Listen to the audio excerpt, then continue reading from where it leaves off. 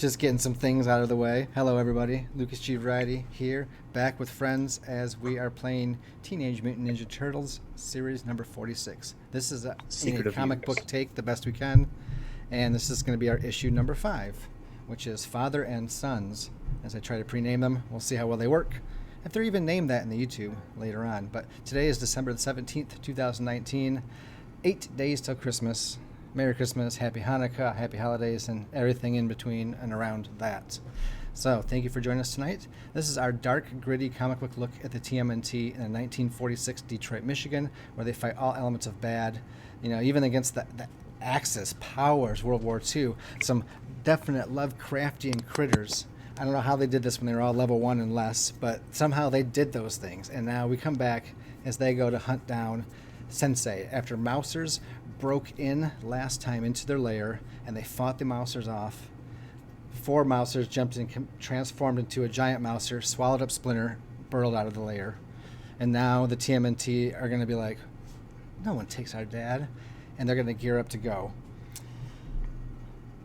I think that about recapped it. We had some good role playing last time, some character development, but you know, that was the basic combat action. Did I miss anything or anything you guys want to add, highlight from your character that happened last week that you want to bring back to the front of our minds? I think I'm good. We all kind of like opened up a little bit. I know like Leonardo had kind of admitted to Donatello that he needed help. Raphael did something where he realized that he needs to quit being such a loner. Michelangelo did some heavy training. Donatello did a lot of work to prepare everybody with like creating Metalhead, and then Splinter opened up part of his lab to him. Little teaser about how we got where we are now. Happened. Yes. So I forgot about that. How dare I? it's a good thing. Good thing you did, because now it won't come and bite us in the butt now, because you forgot. Yeah. Oh, really? Yes, okay. Oh, really? For now, then, alrighty. I think that... He forgot to mention it to us so he could make it bite us in the butt later. Yeah. Whoops. Don't you remember? No, we sure do. So that's about it. Issue number 5. I kind of set the map as we're... Oh, yeah, I think we're still in the layer map, are we not? Thought so. I thought we were doing a training montage there. Okay. Yeah, we were still in the... I'm just making sure we're still on that map at the moment. And I place your tokens around there, and I put Metalhead in there for you know, as they're all kind of looking down the hole, and then Casey's walking in behind, and he's got a couple of suitcases with him. They're more like they're like more like militant duffel bags, really. But we get since comic book setup, we kind of just have this panel where they're all looking around the hole, and it's way back here, so we can see like the Casey's back as he's looking in the room and looking at them looking down this hole, and there's still bits and crumbles and stuff going on, and we follow down the hole, and we see this giant Mouser and several smaller Mousers like running down through the sewers and down these just different pathways, real confusing, and we get a little Splinter monologue here. Let me get a drink of water because I always rip up my voice. I'll do a little transition. Thank you for your patience and welcome everybody that's also in chat. Here we go. Get your game face on. All right. My sons, I have long been your teacher, your master, your father. And now is the time in which I am no longer able to be any of those. Now is the time in which you must be the teacher, the master, and the brothers. You must be the ninja. And we see these Mousers going through, and they stop. And there's these 2 hulking, mutantish figures in the shadows down the sewers. One's a giant rhino man, and one's a giant warthog man. And they just step aside as the Mousers go through. And we see the Mousers wandering through, and then we keep hearing Splinter. You must be strong and utilize that which you've learned, and that which you have gained. And then we go back to the lair, and we zoom in on Leo in whatever form that may take. So Leo is, you see Leo in his room after everybody split up, and from the little shrine he has next to his door, he pulls this large, not ornate but incredibly elegant blade off of the shrine. It's about half as tall as he is. It's a Dotanaki, which is inscribed with a rabbit on the guard. It was a gift. It is obviously from Yosaki Yojimbo, his old friend who is now dead. Shortly after he returned to the sewers from his time abroad after Yosaki's death, he was training and he found the sword hidden amongst some steam pipes. Obviously somebody had hidden it there and intended for him to find it, but he doesn't know who or how. And now he is taken to thinking of this sword as a vessel in which Yosaki lives, and he has kept it in quiet repose for the past year, hoping that it would give his friend peace. But now that he needs to get needs to get Splinter back, he's taken it off the stand and he's gone into training with it. You see him moving into the dojo where he starts practicing his forms and doing probably kung fu style training with it. Oh, sounds excellent. All right. After we see several awesome shots to back up that awesome story, we hear Splinter's voice again, and he's like, "You must stop being solo, and remember your strengths among your brethren. You are unstoppable as a unit, as a team, as brothers." And this is where we panel over to the polar opposite brother here. So Raphael is talking to Casey Jones, and he's like, "Hey, you got my special request, bud?" You know, I don't know where you got this idea. Or you thought that the CIA has technology like that, but yeah. It's only because I hate you so much, and he punches you in the shoulder that I even think about this. So he still has his mask on as always, right? Yeah. So he this is where he flaps a suitcase up on this table wherever you guys are. He's like, "Go ahead, take a look." I open the box, and it's the rocket boots. Set of some pretty high tech, high quality plastic / metal boots with some kind of boosters on them, and seeming kind of sick. He's like, "Yeah, they're made for your big fat feet. Why don't you try them on?" I look over. I'm like, "Thanks, brother. I love you." And I he kisses Casey Jones on the mask. He's like, even with this layer between us, I feel that was just a little uncomfortable, a little in my bubble. And he's like wiping it off the front of his mask. Was that everything? Yeah, he just kind of straps on the boots and goes to head towards the dojo to try him out. Okay. So then we hear Splinter's voice as we pan over. "You have survived outwardly entities, the access powers, and other mutant evils. Powers, principalities, and ideals unimagined." We pan over to Mr. Purple. Mr. Purple. I'm Mr. Purple. Oh, wait. Donatello is in his room. He's pulling stuff off of the desk nearest the door. It's actually a display case, but it's got so much stuff on it, it looked like it was just a very tall desk. And he takes off the bow staff on his back, and he sets it down and opens the case, and his eye and something inside starts to glow in tandem. And he picks it up and he said, "Father said I should stop looking outward and start looking inward. I'm looking from the outward to the in this time." And he slides it in the place of the bow staff on his back. All right. Do we see what it is, or do we not see what it is? Yes, the description of the item. That's important. People like those kind of things. Sorry.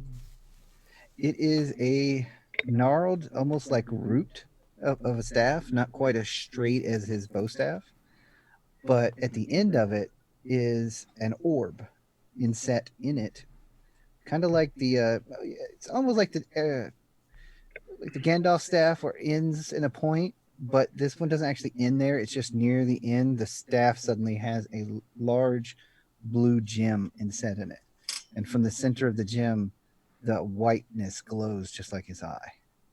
Fainter, but it's the same glow. Very nice. I guess the word would be like ice when you got that mist coming off of it. Like dry ice? Yeah, like the dry ice mist where it doesn't seem to stop, but it never gets too thick. Okay. It just does that. Very good. Then we pan over towards Michelangelo, which I will cover here. You have come through many heart-wrenching trials and have been delivered. Though you have taken heavy losses, you have persevered. It's Michelangelo's room, as he's pulled out from like under his bed mattress, where there's like a bad old banana peel and some kind of like comic book or whatever, things that get stuck under Mikey's bed. He pulls out this little tiny box, and out of it he takes this sash. It's actually like a samurai sash, going around the waist and down one leg and tuck in, and it's kind of a gold color. And I won't give too much details here because I'm going to leave that more for Lady Red Moon to do. But he has little flashbacks of some of his stuff back in WW2. And it looks like there had to do with a lot of collateral damage that may or may not have been avoided, and that Michelangelo may or may not feel very guilty about. And so, in this flashback, he has acquired the sash, but more on that later on. As like I said, we'll bring that up more up in the future. And then it comes back, and there's on his desk there's some boxes with some different like pills in there, and there is the one box that he used last episode when he was hitting the ganj, and then there's a few different bottles in this little spot, his little collection area, and he goes to reach for bottle, and he holds the sash in the other hand, and so he's looking at it, and he's indecisive, and he just chuckles to himself, and he puts the bottle back down, ties the sash on, and comes back out. And now this is whatever you guys were doing in the past. This is like present. You guys are getting your stuff and you're gathering back together, right? And the last bit of the speech here, you hear Splinter, and we come back to Splinter actually at this point, and he's gone even further in these tunnels. And now we see that we see a couple foot soldiers, one of the red captain ones, and then much of the purple clad. They stand out of the way too, all rigidity. At least the purple ones do. And this big mouser marches through and then stops. And he goes, "Never forget that I love you, my sons. Do what you must and have no regrets." And he spits them out, and he rolls, and he's kind of like, like he's been cramped in there, and he gets spit out in this little room, and he's just like, oh. And he looks up, and there's this woman standing above him with with the wakashi. I probably said that wrong. Wakasashi. Right at his throat, and you can definitely tell she's very beautiful and very Japanese, and has all this heavy like ninja chain on with two of those swords, but one's drawn and one is sheathed. And she points it at him, and she just looks down at him and smiles. And her eyes actually glow kind of a yellow color. And the last thing we hear is Splinter kind of furrows his eyebrows at her, and he's like, "Now, go ninja. Go ninja. Go." And we come back to you guys in the present. But you guys are all gathering in the room, and I think that lasts because Splinter... As we've done only a little bit of Supernatural, Splinter definitely has heavily weighed in. Oh, someone has to play Splinter. Oh my goodness, maybe that's me. I am Master Splinter after all. I guess I will play him. He has like an influence of like 5 on his stat. To go mechanical here. Yeah, to break that awesome comic book narrative. I thought that was a pretty good opening. Let's see here. I think I have show to players. He has, influence 5, so he's heavily influential. But I think Leonardo picks it up the most because of his prescience, but everybody else gets to pick it up a little bit too. Like that last bit seems like he shouts it across the void, and you just feel this tinge on the air that sounds or feels Leonardo and gang. It feels like Splinter, like you just had a little sense of him, and you're like, he's alive, and he called out to you. Is what you make out of it. And there we are. Oh, and Casey has just walked in with, like I said, 2 duffels. He's like, "Hey guys, got some cool gear. Raphael, where are you, man? You're late."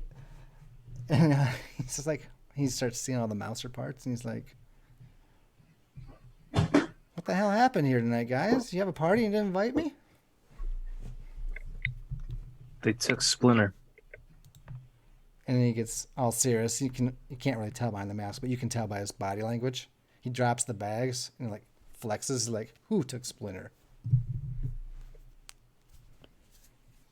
The Foot. Those bastards again? Wait, no. What'd you say? I'm sorry, Raphael. You said the I Foot. said the Foot. Yeah, I met like the Mousers. Okay, so you say the Mousers? Yeah. He goes, "What? These things? I thought we took out that scientist. Why would they be He was going?" selling them to a buyer that worked with the mutants. His eye stops going for a second. He shakes his head. If someone wants to make a learning roll, you may do so. This is only guess I if you could think you click may that. pay attention to the news, like read the newspaper, listen to the radio, keep up with current events in the city of Detroit. So would make I the have roll a if it makes knowledge of sense to your things? character. Sounds like a Casey Jones thing, Oh, really? if he doesn't know already. Already making me roll against the game. I thought I was Casey Oh, Jones. that's right. I went Splinter. Yeah, that's because I was just playing him out. Did you already roll against yourself? No, I did not. You No, may you roll didn't. against. Okay. You may roll against me. Oh, fan. I'm trying to open up his character sheet here. No problem. Any advantage? He's CIA, so yeah. Let's say I was advantage 3. I'll just throw it there. What? Casey's Wow. out. Casey's been busy. He's got a Guess learning the only one disability, left. apparently. I guess the only one left would be Mikey, because Mikey watches a lot of TV, but he has no learning. What the heck? I mean, if you think it's reasonable that your character, like even Raphael might, he's out on the streets beating up See? thugs every night. He just binge watches TV and he knows stuff. All right. No one else wants to make a roll. No one else wants to make a roll. I'll try Hold on with a sec, I Raphael. got it. Only Let me pull up my stats. I had Mikey roll. I forgot to switch over as Mikey, though. You can make Mikey, and then yeah, Raphael can totally. All right. Street Nope. rat. Oh, street rat expense. Wow. Raphael's that's better. Where's Donatello?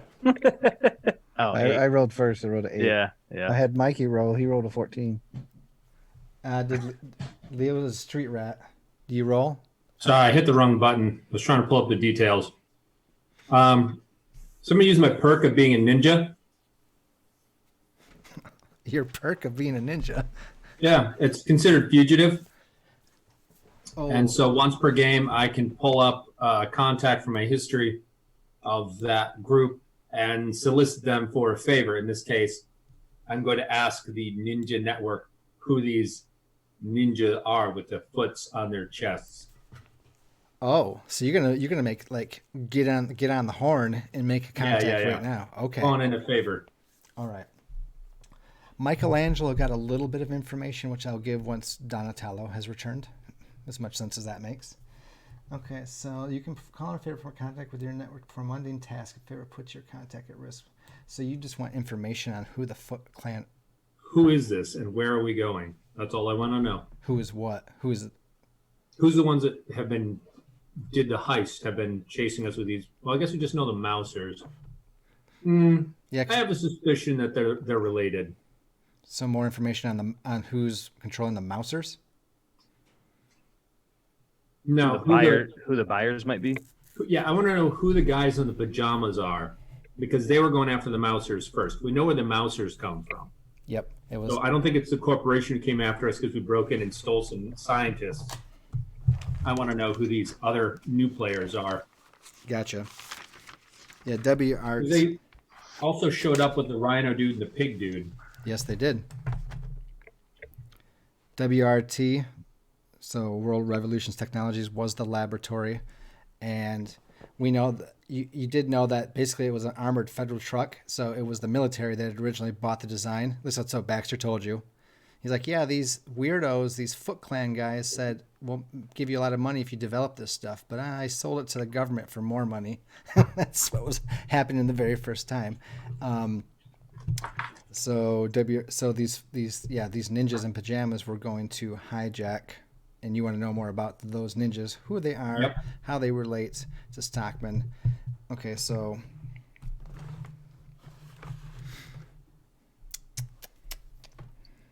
let me go back to Michelangelo for a quick second. Michelangelo remembers enough from his information gathering or television or whatever it is at that time. Even 1946, if he's watching the news, right?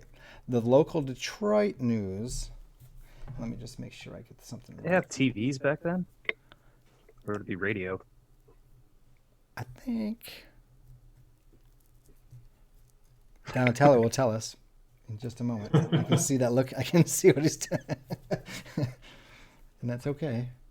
Because I wanted to look at something else just to make sure I got an acronym right. I should know it, but just... Yes, there was TVs in the 40s. And there was TV shows. All right, so there are a lot of different laboratories, research and development buildings in Detroit, right? So World Revolutions Technologies is where Baxter Stockman worked and was developing this tech, and you broke in and took them. There's the leading research, and they're more international. This company, and I forget, I totally someone have to acronym that, but TGRI is a huge resource, and they are definitely a competitor as far as research and development. Getting grants from the government and doing things like that. Okay, there we go. Techno Global Research Industries. So TGRI and the Mutant Turtle, right? So what Michelangelo finds out from the news, basically what I'm boiling down to, is TGRI just about 3 weeks ago bought WRT. And then shortly thereafter, the Mousers actually start hitting the streets legitimately. So yeah, he'll share that with everybody. He's like, I heard about these things. They belong to Baxter's company, but right before all this started happening, he was bought out by someone else. That's why he probably went underhanded and started to sell it to make some more money before he lost the control of the product. All right. That's what Michelangelo shares. And then coming back to Leonardo's fugitive for ninjas against the ninja, right? Miami Connection style. Against the ninja. All right, sorry. I was watching that the other day. yeah, it was Adam. All right. Anyway, so the Foot Clan is said to be very old, definitely Japanese based. Is different than the Foot Clan of old.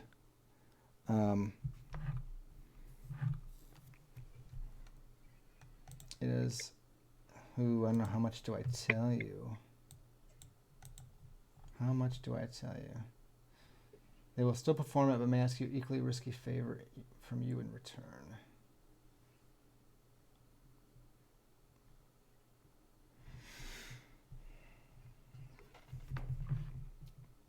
So Leonardo, for any extra information, so the Foot Clan is an ancient Japanese clan of ninja, right? As there are many. And they were mostly mercenaries, like a lot of them are. But it seems, well, the guy's like, before I tell you anything else, you're gonna have to do me a favor in the future. Mm-hmm. I might need some spying done, some espionage. some locals in Detroit, possibly out of state. Might be some killing need done too, but I won't ask you about that right yet. We'll talk later. But I might need some information. It's a fair currency. Excellent. All right. Word on the street says that the ninja, this Foot Clan, work closely with some or all research and development companies. Mercenary work, but more like a strict bodyguard, only for this company type of clan. They have one customer because they get paid well. I heard it's Techno Global Research Industries. I heard that. I can't confirm it. But I feel as though what sounds like is this one company wants to be the best, and they pay these ninjas of all people. I'm not sure if the guy you're talking to is a ninja or some regular schmo. He's a ninja. Is he a ninja? Yeah. Okay. Never mind. He wouldn't say like that. He's like, these ninjas specifically to do a lot of dirty work for him, which, it's been known to happen. Everybody's got to eat. Yeah. All right. So it sounds like the Foot Clan are the henchmen of this new corporation that's buying all the best tech on the out on the market, right? Sounds like it. All right. I don't know why or what for, but it says that TGRI has like no shortage of money, so they put their feelers out and they're grabbing up everything. Right. All right, I'm gonna call on you in a few weeks. You know where to find me. Where is that anyway? Where's this meeting taking place, or is it like via telephone? Back alley. Ham radio. Yeah. There you go. Now this is good old wearing a trench coat, meet behind a dumpster next to the pizza shop. Is it obvious that you're a turtle man to this guy, or is it something you always kept? This is noir, man. Like, I'm in the shadows with the trench coat and the big hat. I mean, Okay. It might be blatantly obvious, but I doubt he notices because I'm a ninja and he's a ninja, and it's a professional service. It doesn't matter what race you are, or species for that matter. Thank you. All right, fair enough. Was that information suit you, sir? I think that'll work. That connects the dots I was hoping for. Okay, good. Dot connecting. I love it. I love how we're diving right towards main storyline and origin story, and then next year when we come back, I'm gonna totally steamroll that with some other sideways story. Ooh, man! And you thought it was all gonna be solved so quickly? I don't think so. Anyway, there you guys Case stand. closed. You guys are there over this whole Casey Jones joined you, and he's like, good. I'm glad I brought my gear. Sounds like all these jerks need a lesson, and he starts like packing on like his bat, his hockey stick, and his sidearms. What are you guys doing now? Probably getting gear ready to go head down the hole to go track down Splinter. That's Raphael's plan, at least. He kind of wants to just jump down the hole. And these other guys can come with him or they can stay. He doesn't really care. Because he knows he needs to work as a team, but if the team's not willing to work with him, then he's fine going alone. Sure. Mikey's comes out wearing this sash that you haven't seen him really wear in a long time. And what was Leonardo thinking? I mean, I think it was along the same lines, but I'd like to verify. Does Leo have the sword on now? Oh, I'm sorry. Yeah, I assume we were kind of like jumping back and forth. So, no, he's packed and ready to travel. He's got his new sword slung, and I think that's his only main weapon. He's probably got, I don't know, other maybe defensive traps. We haven't really declared that kind of stuff. But I think he's going to leave his normal swords behind. Oh, are you only taking that one? Nah, he's a turtle. He can handle 3 swords. I'll put this new sword on the back and have the other 2 side on sides. Okay. Yeah, that'll work. All right. The tunnel in the room goes down, right? Yes. All right. We can handle this. We can handle the sewers.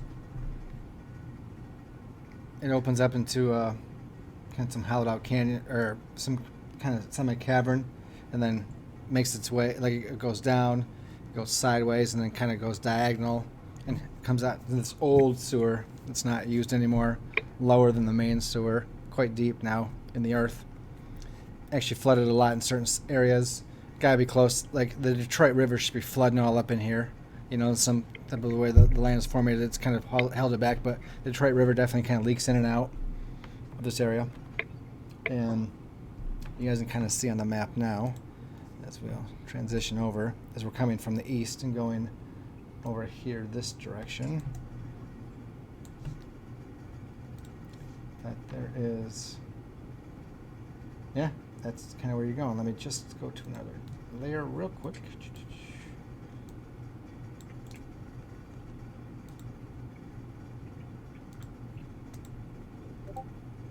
So, everybody's decided to go down the rabbit hole, right? Yep. Everybody gears up, comes together. Did you? Yeah, Donatello, you got all that information. All the dots were connected. I'm assuming you heard all, right? I think you were still there. Most of it. Okay. He got it anyway. Either way, you got to go beat up some bad guys, and you make your way down, left, diagonal, out into this area, walking across, and like there's a spare, like there's a broken mouser down here that got beat up. You can see a dead rat all chewed up over here. You can hear the squeak of another rat as one runs across your foot. I put you guys in a certain marching order, but you can be however you want. And you can approach like 10, 15 feet into the next room off the bridge if and when you want. Excuse me. And then you suddenly see... Oh. Hi, computer. Oh, and by the way, hello, Lord Prettybeard. I should have said hello to you earlier. Thank you for being on this in chat. Hello. Hello, as I type it in. You see a mouser come out of the shadows and just chomp down on this rat. And you hear it squeaking. And it's just crushed. And then spit out. And then the mouser marches off. So you guys can... I throw my sai at the mouser. Do you? Yeah. All right. It doesn't even care about you or pay attention to you, so I'll give you advantage 1 on it if you want to do your just a range throw of sorts.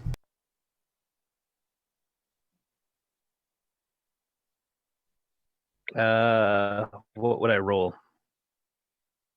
Whatever stat you justify. Most time anything range will be agility, but if you can justify might as well. Probably. Excuse me. Sorry. Probably really pissed off, so he just picks up or just chucks his sai as hard as he can. Okay, that's fine. Roll his might. Go for it, sir. Oops. That's That hit? I would say yes. The thing explodes right about here. So I'm going to move you guys up a little bit. I think you'd be right about there. So you throw it and it smashes this thing and the mouser's, broken. And you guys look up and coming into the room is none other than this giant man rat. To get it right, Splinter is a rat man. This guy is a man rat, right? He's large. He's huge. The size is Bebop and Rocksteady. But he's a man that has dirty old trench coat on, very heavy, very thick, and has rat-like features. More pointed snout, more pointed ears. He actually has his whiskers that grow out are more predominant up here, and they're longer. So and he's got claws, and he's crazy as hell. So it's like the comic panel. We see the side going and smashing into this mouser, and then we pan back out from that, and we see that the Rat King has come into the room over here, and you guys are there, and you guys are looking at the smashed mouser, and then everybody kind of looks up, and your group sees his group. You know, he's got rats that, of course, that are surrounding him. And he's like, oh, the turtle man again. Harboring yourself into my kingdom. The kingdom of the king of rats. Mikey whispers, I thought we went with Rat King. Oh, that's... He's like side whispering, but he's in the back of the group, so everyone hears him. He's trying to side whisper to the guy across the room. Is that Mikey? I thought we went with Rat King. He's like, that's right, the Rat King, named to me by the Red One. It's orange. What brings you to my domain, where my subjects are mercilessly slaughtered? Is this in connection with you? And he starts to pull out his gigantic Bowie knives, his rusted, nasty ones, just kind of slowly starts to draw them out. This guy's nuttier than squirrel turds. Yes, he is. He's also highly influential. I want Leo to see if he can. I want to see if Leo can pick up on this guy, like use his semi-psychic abilities, Oop. the prescience, to see if I can figure out what kind of weird this guy is, because I don't think we're here for him. Basically, he's psychic and I'm psychic, so I'm wondering if we can Okay. get an idea of motives. See if we can Hoping for establish the- motivation. Hoping for the North Pole effect. You do. A little bit, yeah. One could hope. I tried to kick his ass last time, but that didn't work well. And Michelangelo actually came out with like this super killer roll. But yeah, you can definitely use your prescience now. I think influence is more the mind. Well, I guess prescience in its own way is. Anyway, I like it. So Thing is, they're certainly not the same person, but they're similar. okay. I think that would. I don't think there would be any disadvantage or really any advantage at this point. Everything's calm, and you know you have a moment, but there's still. It's still intense because this is a giant dude with a bunch of rats coming walking out of the shadows. Right. I think that's good. Okay. So, what was your question you wanted to find out? I want to know his motive in being here. I want to know, is he here because he's defending his territory and we're invading? Is he defending his rat buddies from the Mousers and a friend of what is it? My enemy's enemy is my friend. Can we hit that kind of a situation? Oh my gosh, you took the words out of my mouth. Both of those things you get. Okay. You can see behind him several broken mousers, and also there's rat corpses. I mean, this guy is. He said his subjects are rats, and Adam did let me know his internet's cutting in and out, so he's having a little bit of trouble. Also, Lord Pretty Bird, thank you for the follow on Twitch. I appreciate it very much. Thank you for joining us tonight. Go Ninja, go Ninja, go. This guy is definitely a psychotic. You're gonna have to probably basically renew your friendship with him every time you see him, kind of thing, because he's gonna be real temperamental and real like, which way is he gonna go this time? And he is lord of all of these sewers. The rats are his subjects. You have invaded his kingdom, possibly. But he definitely was drawn out by Raphael destroying that mouser.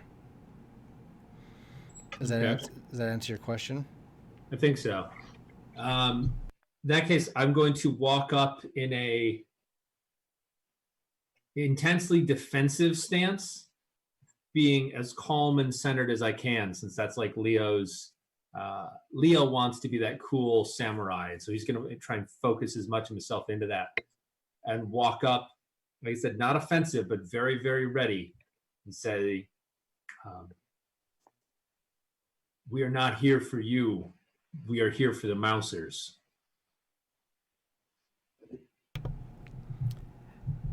Normally, I would think that was a good thing, as you tried to get on my side.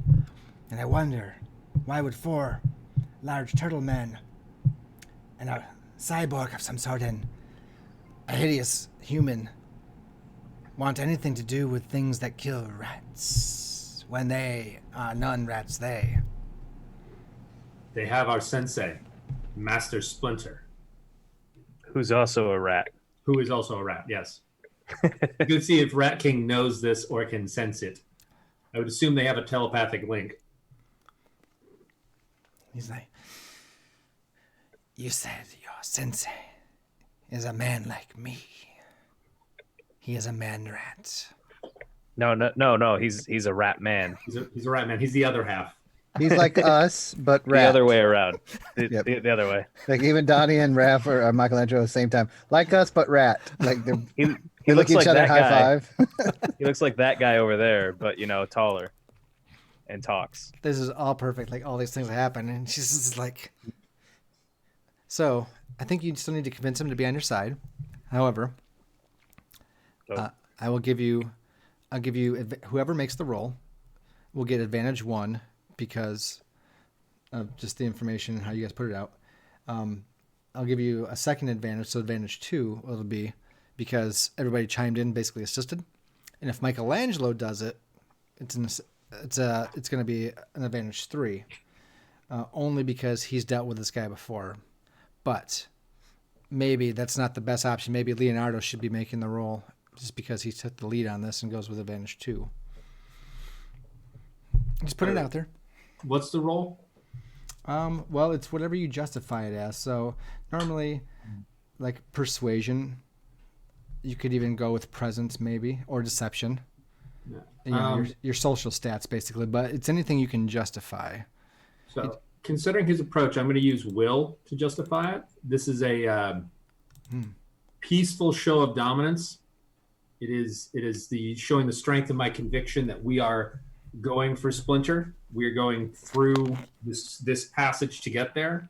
We have no quarrel with him, but we are not backing down. And through force of will, we'll show him we will make this fight happen. So I'm not trying to intimidate him, but just let him know that our conviction is so strong, it's not worth doubting. I think that's absolutely perfect. So, yes, and then you'll have advantage 2. That'll make it a very nice dice roll. And as far as the amount of dice, I think. So for Christmas, I'm hoping Santa Claus gets me 2 monitors. This is not the funnest thing. Okay. And a 35 on your roll. And a 35 on my roll. Come on, this is an early Christmas present, Santa. Give Leo the goods here. Whew. Well, you had to beat his resolve, and you did. It just wasn't like groundbreaking or anything, Right. but Building bridges here. Building bridges. So you did that with? Did you tack on 2 advantage on that roll? I did. And, they're just, how come it says advantage / neither? Because you can switch it to disadvantage. So it's either going to be like, oh, it's advantage like you originally put in, or it doesn't really matter, or you switch it to disadvantage if you go back Okay. down. But when you roll that will, so you had a 5, but you bumped it up to a 7, right? Mm-hmm. Okay, just making sure that you rolled absolutely. But he's like, so you do that, step forward, and then all that. He's just like, perhaps we come to an accord where you travel through my kingdom, and in return for killing these mousers, I grant you your fiefdom as your own territory. Basically, your lair. Sure. Sounds good. He's like, perhaps I follow you, because I remember when we spoke before, you led me to the place where my bitter enemy, Baxter Stockman, worked, and you said to go up and slaughter him, and I slaughtered many that night as I crept through that building, but I did not find one Stockman. But these were his creations, if I understand, so I look for Stockman as well. Conditionally, I will travel with you, as in, The enemy of my enemy will be killed by the Rat King, as they say. I'm not sure how that goes. I punch Leo in the arm and say, "Don't correct him." The Rat King said that was his saying. Our saying's different, but his is fine. His is also good. It's a good saying. It's a good saying. It's a great saying. Good saying. I will form a temporary alliance as long as if we find Stockman, he is mine and mine alone. Oh, Yeah. I'm good with that. Yeah. Anybody opposed? I know, it's like Casey's kind of like, he's like next to He's like, are we really gonna let this psycho freak nutball? Donnie's gone.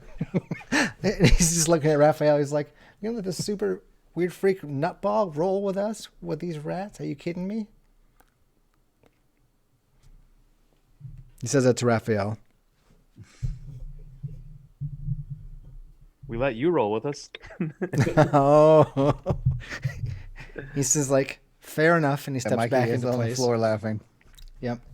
All right, so there we got through that within. Oh man, that almost took an hour. It's crazy. All right, we'll speed it up a little bit. I am perfectly conformed to the fact that this may be a two-parter because it's going to be big. Okay, so I think what we'll do is you guys can move yourselves into. I guess I can move you. So you meet this guy here. I'm assuming your marching order will be putting this guy in the back a little bit, or are you keeping him in the front? I'm actually assuming Rat King goes first because this is his kingdom and he's being led on by the rats. So he'll navigate for us. Okay. Does that make sense? He's like, I've trailed him out this far. Excuse me, I've made my circuit, but going west is the last place to go. And as you guys travel a little bit, he's like, and you guys are killing mousers here and there along the way. We're just gonna not do another mouser fight. We're gonna push past it a little bit. There may be a chance for mousers later, but you do come across a small group of them here and there, and they're dispatched quite easily with the amount of people there is, and rats and mutants of all sort. Even after a while, you guys realize it too. He's like, yes, I see that this is the direction in which they are coming from. And then he's like, and when you get to him, he's like, yep, my friends. And he like picks up a rat and he's like holding it in front of him. He's like, yes. And it's like, he's like, I know, Stuart, I know. Good, thank you. You're a good steward. Stuart the steward. And he laughs. No one else does. He's like, okay, anyway. Just through this passageway, my subjects have told me that and I can sense it now, a very large rat is suspended. From the language I get. I will defer to your judgment at this time, my lord. And he says, he like kind of bows to Leonardo and moves out of the way to put you first. So you guys can take your tokens and arrange them anywhere behind the line where the maps cross over. So you can go all the way up to this line and put yourself where you think you want to be. And then that goes for whoever's controlling secondary characters here. So Raph's got Casey. I think Leo's got Rat King and Rats. And Donnie has got Mikey and Turtlebot or Metalhead. And I got everybody else.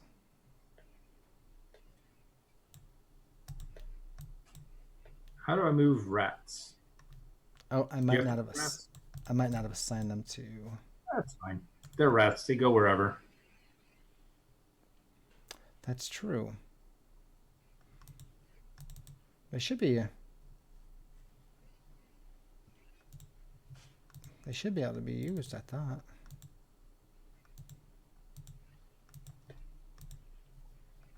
I'll have to do them one at a time. How many do I have up there? 8 of them. Yeah. Can you move that one that's left? Yes. Okay. Let me 1 second here. There should be a total of 8 now. Oh, I pasted them on top of each other. There you go. Awesome. What's their movement? I don't. Hold on a second. They should be 30 like everything else. Okay. Cool. Intense. Let's see. Oh, I thought there's one thing that I forgot to do. I'm just thinking here as I plot your demise. Possibly, maybe.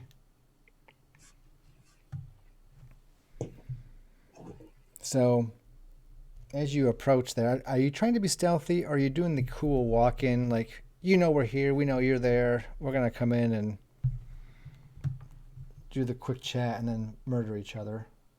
I don't know. What is the array? It looks like we're taking a more cautionary array. I took the lead, but then everybody else is kind of to the wings. Are you guys looking to go in head first, or do you want to play it a little more cautious? Raphael throws caution to the wind. So Donnie and Mikey are tired of getting knocked down in 5 seconds, so they're being cautious. But they're also nodding to you for you guys to go. And yeah, All right. even the little metalhead bot raises his hand and out pops a syringe, and he's like nods too when Donatello nods. All right, man. I'm ready to go and bold as brass.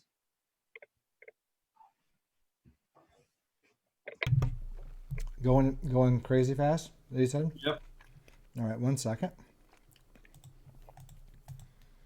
Whoops. Yeah, GM.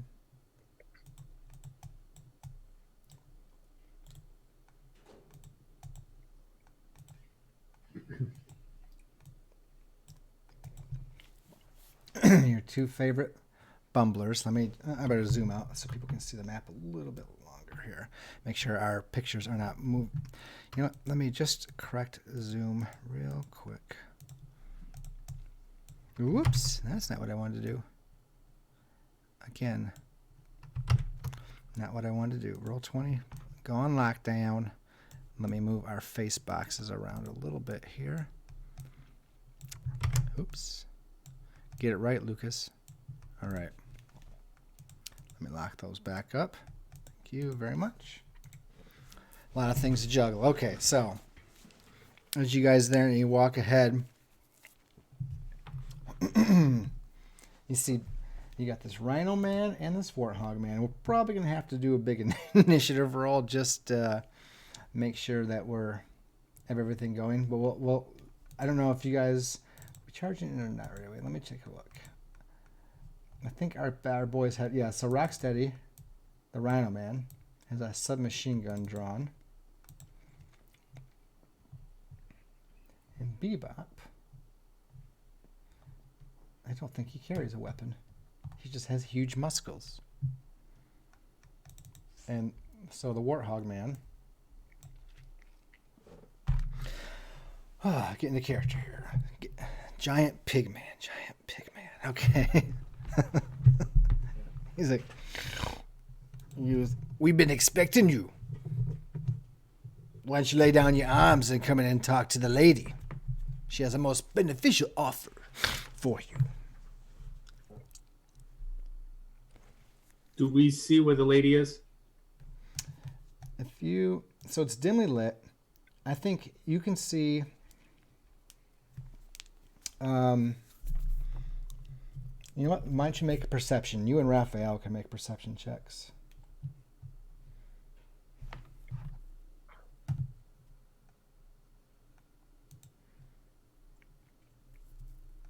Oof. Nope.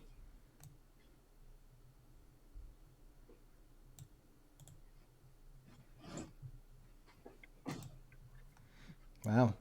That was awful. Yep. Okay.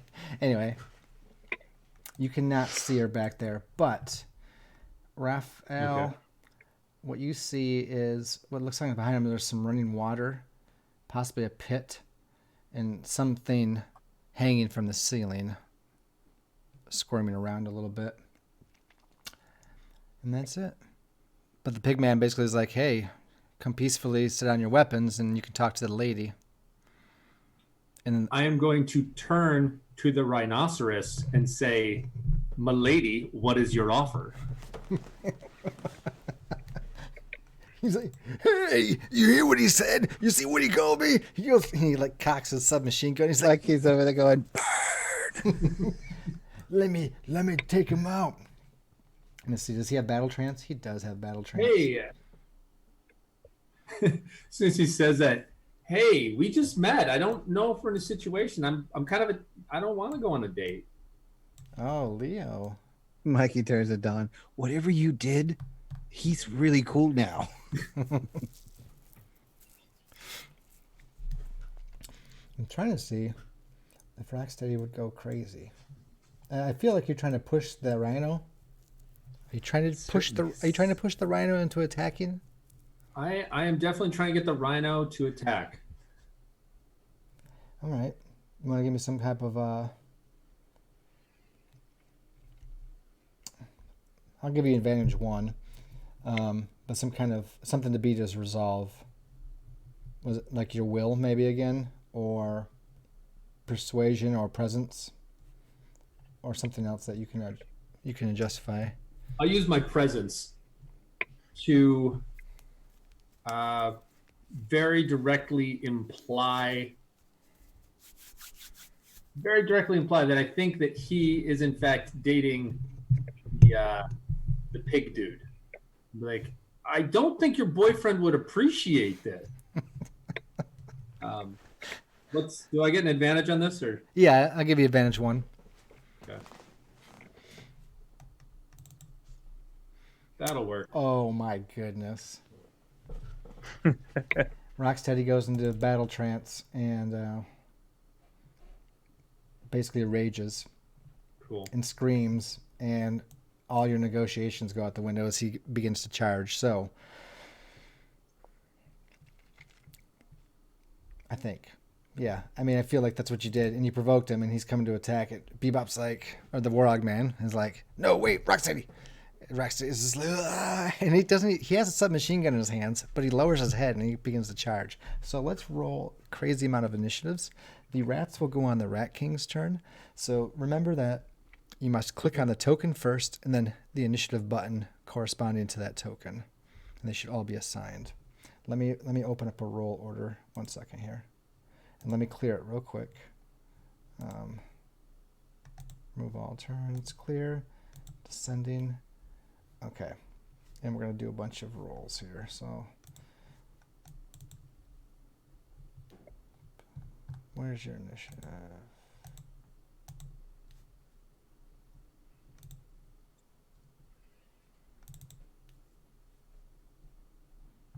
Oops.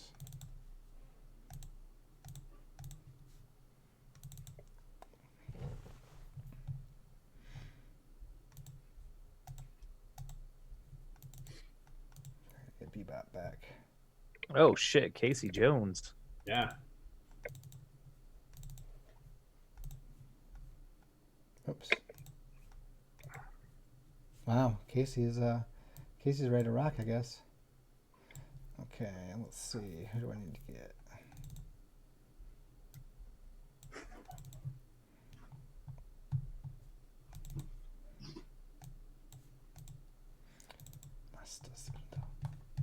All right. These things get so kooky on here.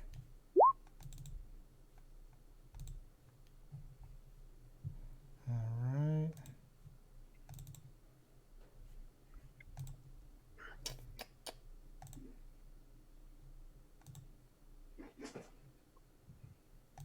I think someone had a boost to their initiative. One of the characters I made. Rat King did. He had 2. Okay.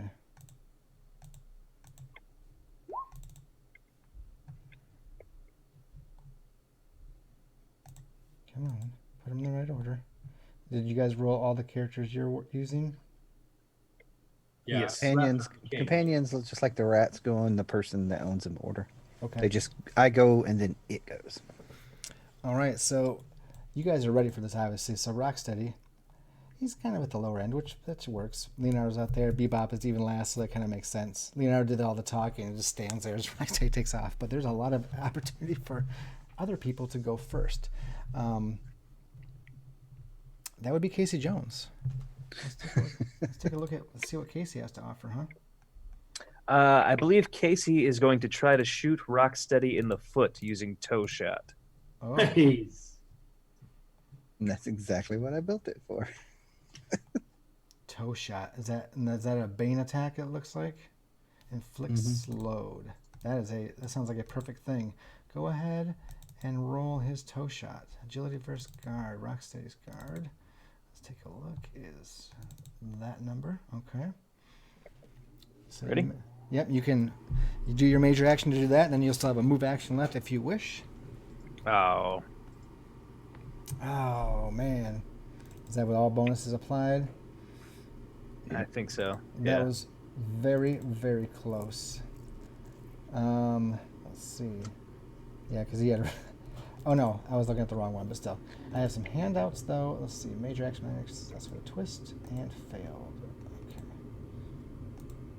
Failed with a twist.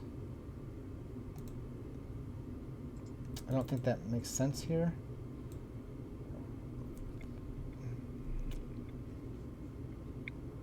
Okay.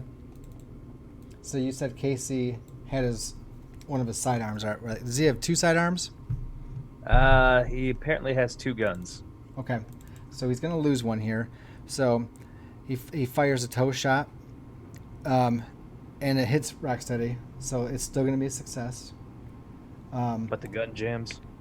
Well, actually, after the guns go off after a couple shots, Rocksteady, as he's charging, he's just like, he holds up his thing and he sprays, and it actually hits one of Casey's guns and takes it out of his hands. So he's down a gun, and his other gun goes back 15 feet behind him. But he's slowed, which I'm assuming, I'm not sure what that does. I haven't looked. I'm assuming it's half speed, but you can tell me if it's less or more. I can look it up too. He hasn't moved yet, anyway. I think I'm assuming that would be under Bane's. Duh. Let's see if I can find him. Looking up now. Slow. You can continue. I'll tell you in a second. Yep, reduced to half its current speed. Down to the nearest 5, so he'd be down to 15 feet or 3 squares. Excellent shot, Casey Jones. Do you wish to move or do anything else? Where did his gun go? He'll probably try to go pick that up. 15 feet behind him, so you could definitely... So 3 squares behind him. Yeah, 3 squares behind and pick up the gun. 2, 3. Which direction behind? Oh, I'm sorry, to the right. I To the was right. implying 1, right because 2, you're facing west, Yeah. so I'll go east. Yep. So he comes over here to pick up his gun. Yep.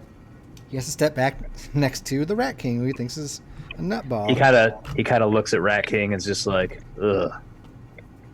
Rat King's like, I believe you've dropped this, and like two of the rats have like grabbed the gun and like they're like holding it up over their heads. He kind of like hesitates to grab it from them. Okay, but he gets his gun back. Okay, so Casey Jones, and then Ninja Lady, and let's put you turn order down. Can't make it any smaller, can I? Oh, perfect. Okay.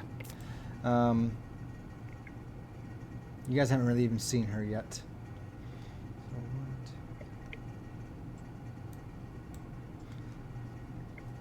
and then Master Splinter. I think he knows what's going on, and we as an audience see that he's actually chained up, like a chain's wrapped around him and secured to the ceiling over this large pit that's where all these sewers meet and goes down into darkness. You guys haven't seen this yet, but we as the audience have. And now that the fight's begun, he's going to try to start breaking free his bonds. And I'm just going to give him a roll to see what he does. Not bad. Okay. So I think he's got like 3 successes in order to get out, is what I'm going to say. I'm going to peg that right out of the 20. So He does well, and he's done. It's Raphael's turn, then Michelangelo, and then Donatello. All right. Let's see here. Raph's gonna go into his battle trance. All right. And So your he's gonna go. What? everything goes up by 3 on your defenses. Yep. And I think advantage 1 to your attacks. Sorry, I just starting to remember. I'm trying to remember these myself.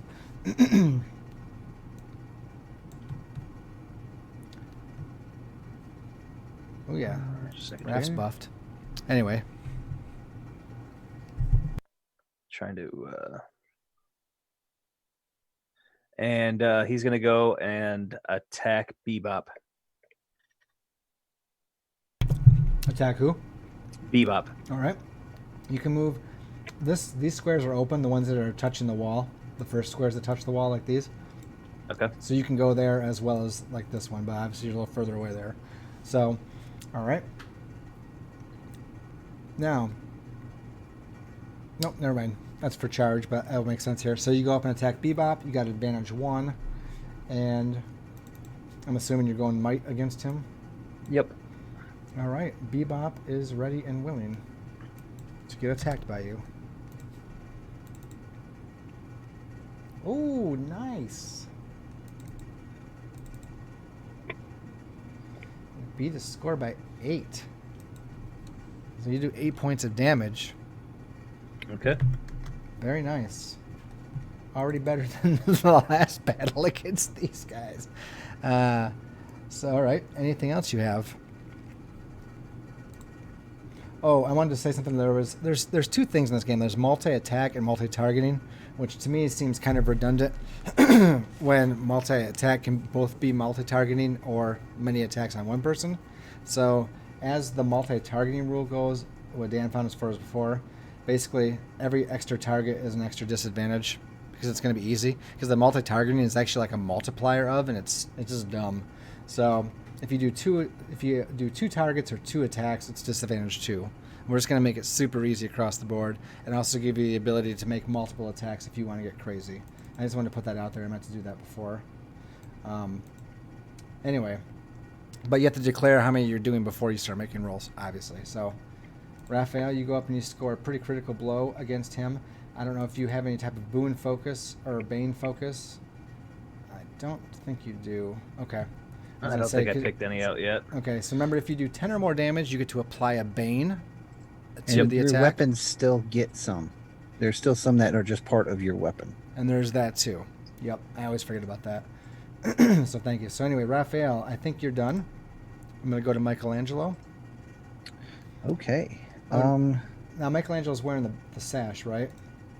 Yes. I don't know what that does for him, but he is. So he should be able to temporarily, I think it adds 3 to his fortitude and 3 to his might, which would up his defense and give him more hit points, as well as if he chooses to use his might to fight,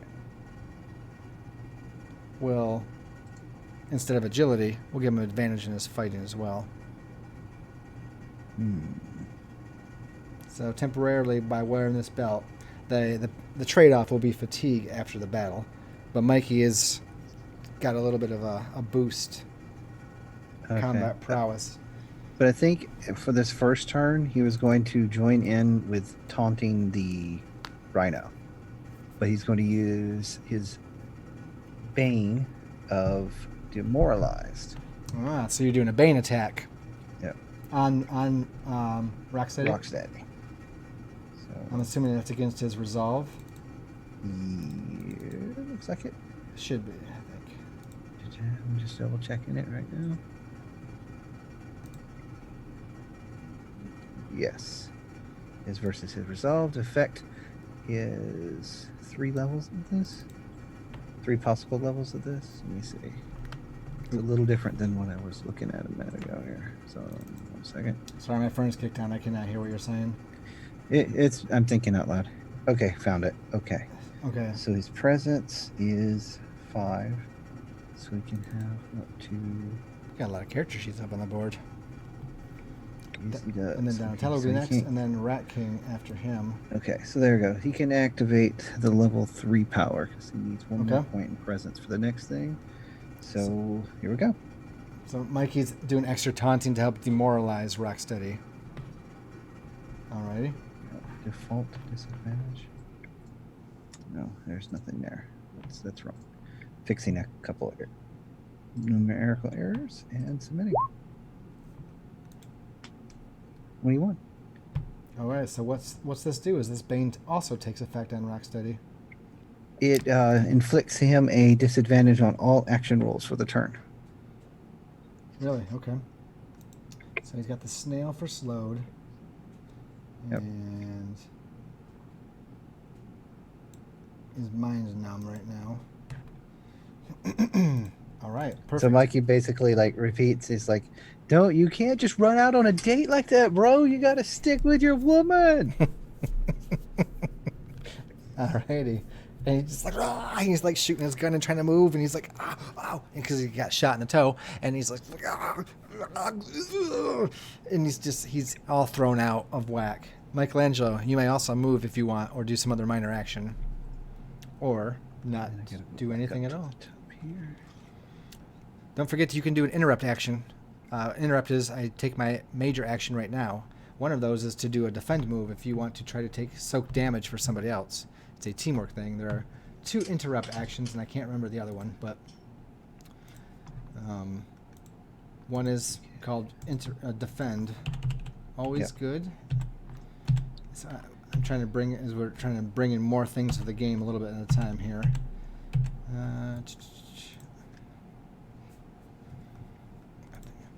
Anyway, Michelangelo, do anything else?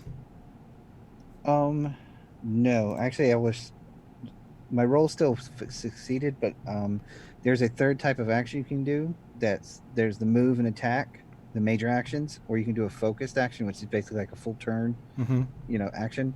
That's what he was going to do to give him another advantage, but he still passed the roll, so it didn't matter. Okay.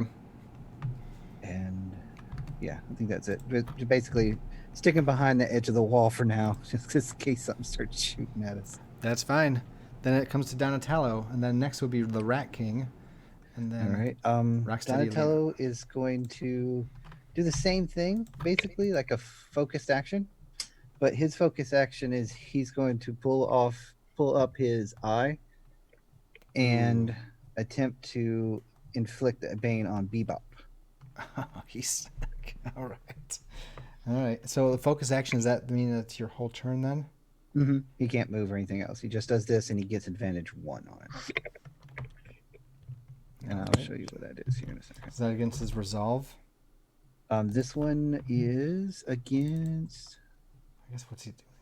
This would be against guard, because what I'm actually doing is attempting to use creation to rearrange his goggles into a actual, headband blank. Instead of Like a the eye blindfold? slits being, it's suddenly a blindfold, and that's Okay. what I'm trying to do to him. So Something to do with how you work time and see through time, and it just makes things happen differently. Oh, I got it from Doctor Who. There's a certain effect. I have to look that up. I 25. think so that he did is- it. So if that hit his guard, he is now blinded. He can't see as long as his effect persists. He fails any perception rolls based on sight. Attack and perception rolls based partially on sight that can be supplemented by others' senses still suffer a disadvantage 5, and his guard is reduced by 3. Holy crap. Okay, keep that up so I can ask you, what was that now? So I'll put the -3 on his guard though. And that takes him down. And then Oh, and then Metalhead will. wow, you guys hit these guys hard right out the gate. This is what happens when you win initiative.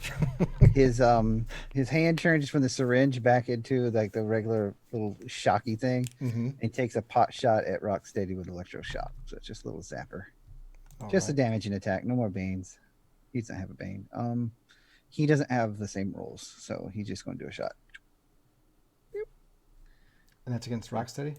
That's against Rocksteady. You hit right on. So that would be. Oops. Why did I have? He hasn't been hurt yet. Okay, so he technically would have 40, and then it's a minimum of 3 damage because you hit it right on, right? So just I'm assuming 3 damage metalhead electroshock. He just kind of leans out, goes, and he looks back at Donatello, and he's like, "Good job, little buddy. Perfect. Get your head back. Get back. He's coming. He's coming. Get back. Get back." They're all like waiting for him to come running past. Mm-hmm. You might never get there. The Rat King and Rats are next. I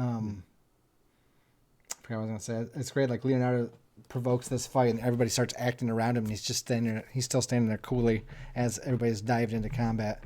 But now it's the Rat King, which I believe Leonardo has control of, and his rats. What are they? Where's Rocksteady right now? Could you move him? He technically hasn't been able to act yet because he's at the end. He's actually the next person to go. So he will move 3 squares because he's slowed next round, and he still won't even be able to finish his charge against Leonardo because he's been slowed. So, Wonderful. With him being, what is his intelligence? Is it human or slightly below? Yes. yes, probably. Good. Rat King is going to advance, grapple him, and use domination. And he's going to try for greater domination over him. Well, that sucks that I put that on there and you're not using it against my guys. What do you mean, your guys? See, this is the one guy you didn't have me make, and he's gonna be turned against you just like that, just so fast. No, it's fine. You think greater domination? That's what I want. I mean, is it? I guess I don't know how this is engaged. Is it? I try to dominate and I see what I get, and it's greater or lesser, or is it an all or nothing? I made it a while back. Yes, it's power levels 3 and 5, and he has an influence of 7, so he can do greater domination. Yeah. On this case, what it is the power roll that is listed there. It will tell you which of the 2 versions you get based on the activation roll. So when you roll it, it will say you invoke this because it's basically like a spell. Think of it like a spell for the banes and the boons. It's saying this is an activation level for this level, and this roll is the cutoff for this level. So I have to get above a 5?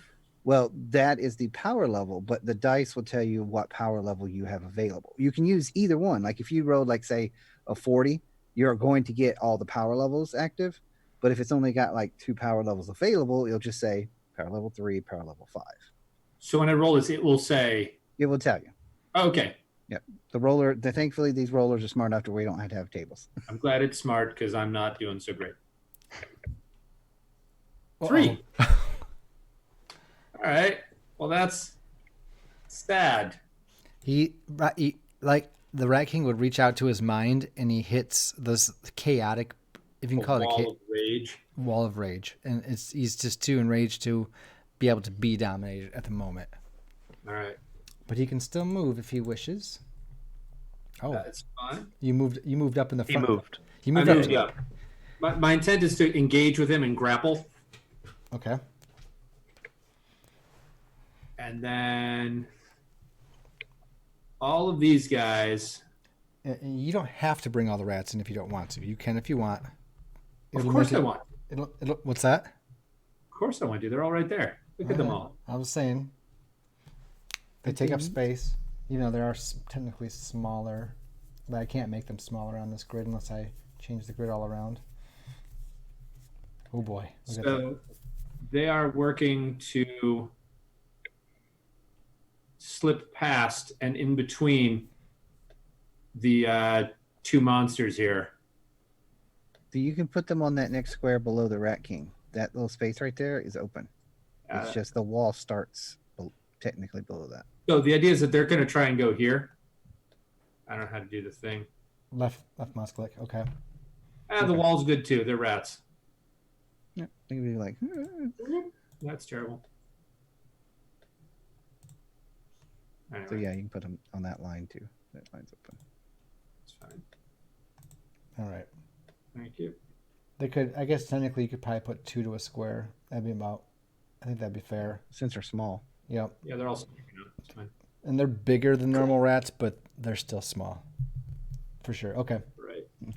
And Rocksteady, who doesn't get to charge because he doesn't get to go long enough, I don't think. Rhino Trample. Maybe he can. Rhino Charge Attack. Move up to twice your speed and make 1 melee attack at disadvantage 1. Yeah, so that'd be He got Villain Edge before, but I don't think I'm using Villain Edge. It would be for the melee. village idiot. Yes, use that. Target falls prone. The prone is advantage 1. Cares. I guess he can. It doesn't say can't. It doesn't say there's a certain distance. So It just Rhino says charge move up 2 twice. It's just up 2. So Yep. I think he was in the trampling well, the mood. Rhino Trample is a reskinned charge, but it's literally an attack and with an automatic. It's a Bane attack. Yep. It's just there was nothing here to say Bane. So what you do is for the Rhino Trample is saying I'm going to Rhino Trample, say the Rat King, Mhm. and then you roll against him with his Yep. guard. Alrighty. That's, Wish you that's could do kinda- like a target thing so it would do even more of this for you, but I'm getting greedy.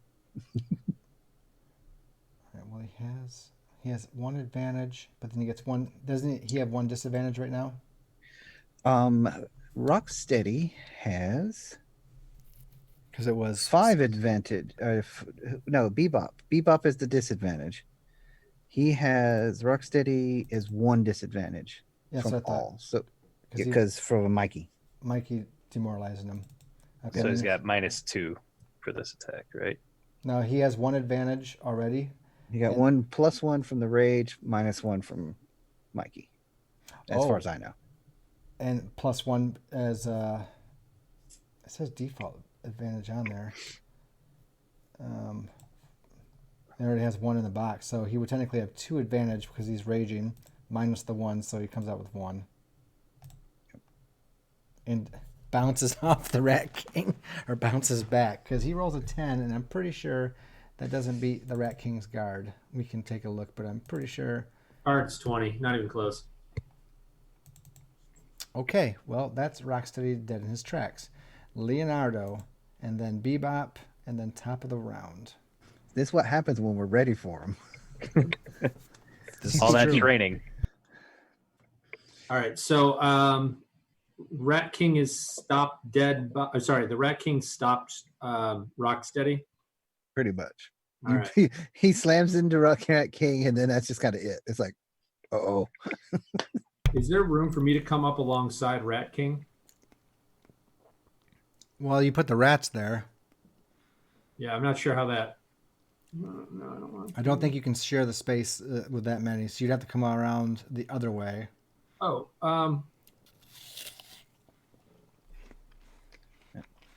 Oh, really? It seems as though you're moving rats after they moved. it's so weird. Oh wait, did I stack these guys up? Yeah, Yeah, you're stuck. 2 to a square. yeah. There's 8 of them. All right. You can make Can I fly over top of the Rat King and then perform an attack on Rocksteady? Yes, I would say. Are you going to use your fly stat? Mm-hmm. I would give you disadvantage 1 because you're flying over him. Sure. But then, yeah, you could land either like here, or any of these like 5 squares, wherever you want around him. Sure. But you have to be Okay. obviously successful against you attacking Rocksteady, right? Yeah, attacking Rocksteady with the my new sword. Okay, so the success would be dependent upon, just hitting his guard. Okay. Otherwise, there might be a twist involved. What did I say? What was that? 21. Okay. But yes, I like that idea. So you just do some flying as they're like tangled up and starting to wrestle, or get Yeah, the like fist. Crouching Tiger, Hidden Dragon over the top of the Rat King. Okay. All right. Said 1 disadvantage. Mm-hmm. This will go well. Not quite. Oh. Okay. You still hit and will deal 3 damage. Okay. But I'm going to place you, and I'm put you right there, and you're sandwiched between Bebop and Rocksteady. Sounds fine. So they have an advantage 1 against you because you're kind of caught between their huge bodies. But you still do 3 damage to Rocksteady at a minimal and make it over. All right. Now Bebop finally gets to go. Who was actually trying to be a negotiator is like, yeah, I'm blind. I I'm guess we'll blind. fight. So, Who turned out the lights? who did the lights? All right, so I'm not doing boss edge, so I'm going to take his advantage down to a 2.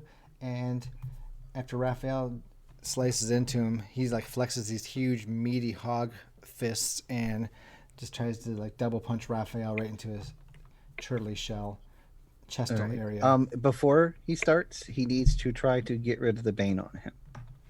Which one was it? Blinded. Ooh, or he'd be at wouldn't he be at severe disadvantage? I guess he would probably try to get rid of. Well, I mean, it's the start of his turn, and he started with a bane on him. So I'm assuming, just like everybody else, at the start of your turn, he can you make get to try to get rid of it. That's true. Thank you. Yeah, see, I already forgot that he had it on there. So that would be his resolve, probably. Resolve roll, in which he has to. Oh no, Yes. sorry. We just roll. Where is it? Let me reread blinded. Resist Bane, normal, right? Yep, it just be resist bane. No. So he's still blinded. So what happens? That would be his move action, and if he attacks you, what kind of disadvantage would he be at? He's at disadvantage 5 for 5. attacks.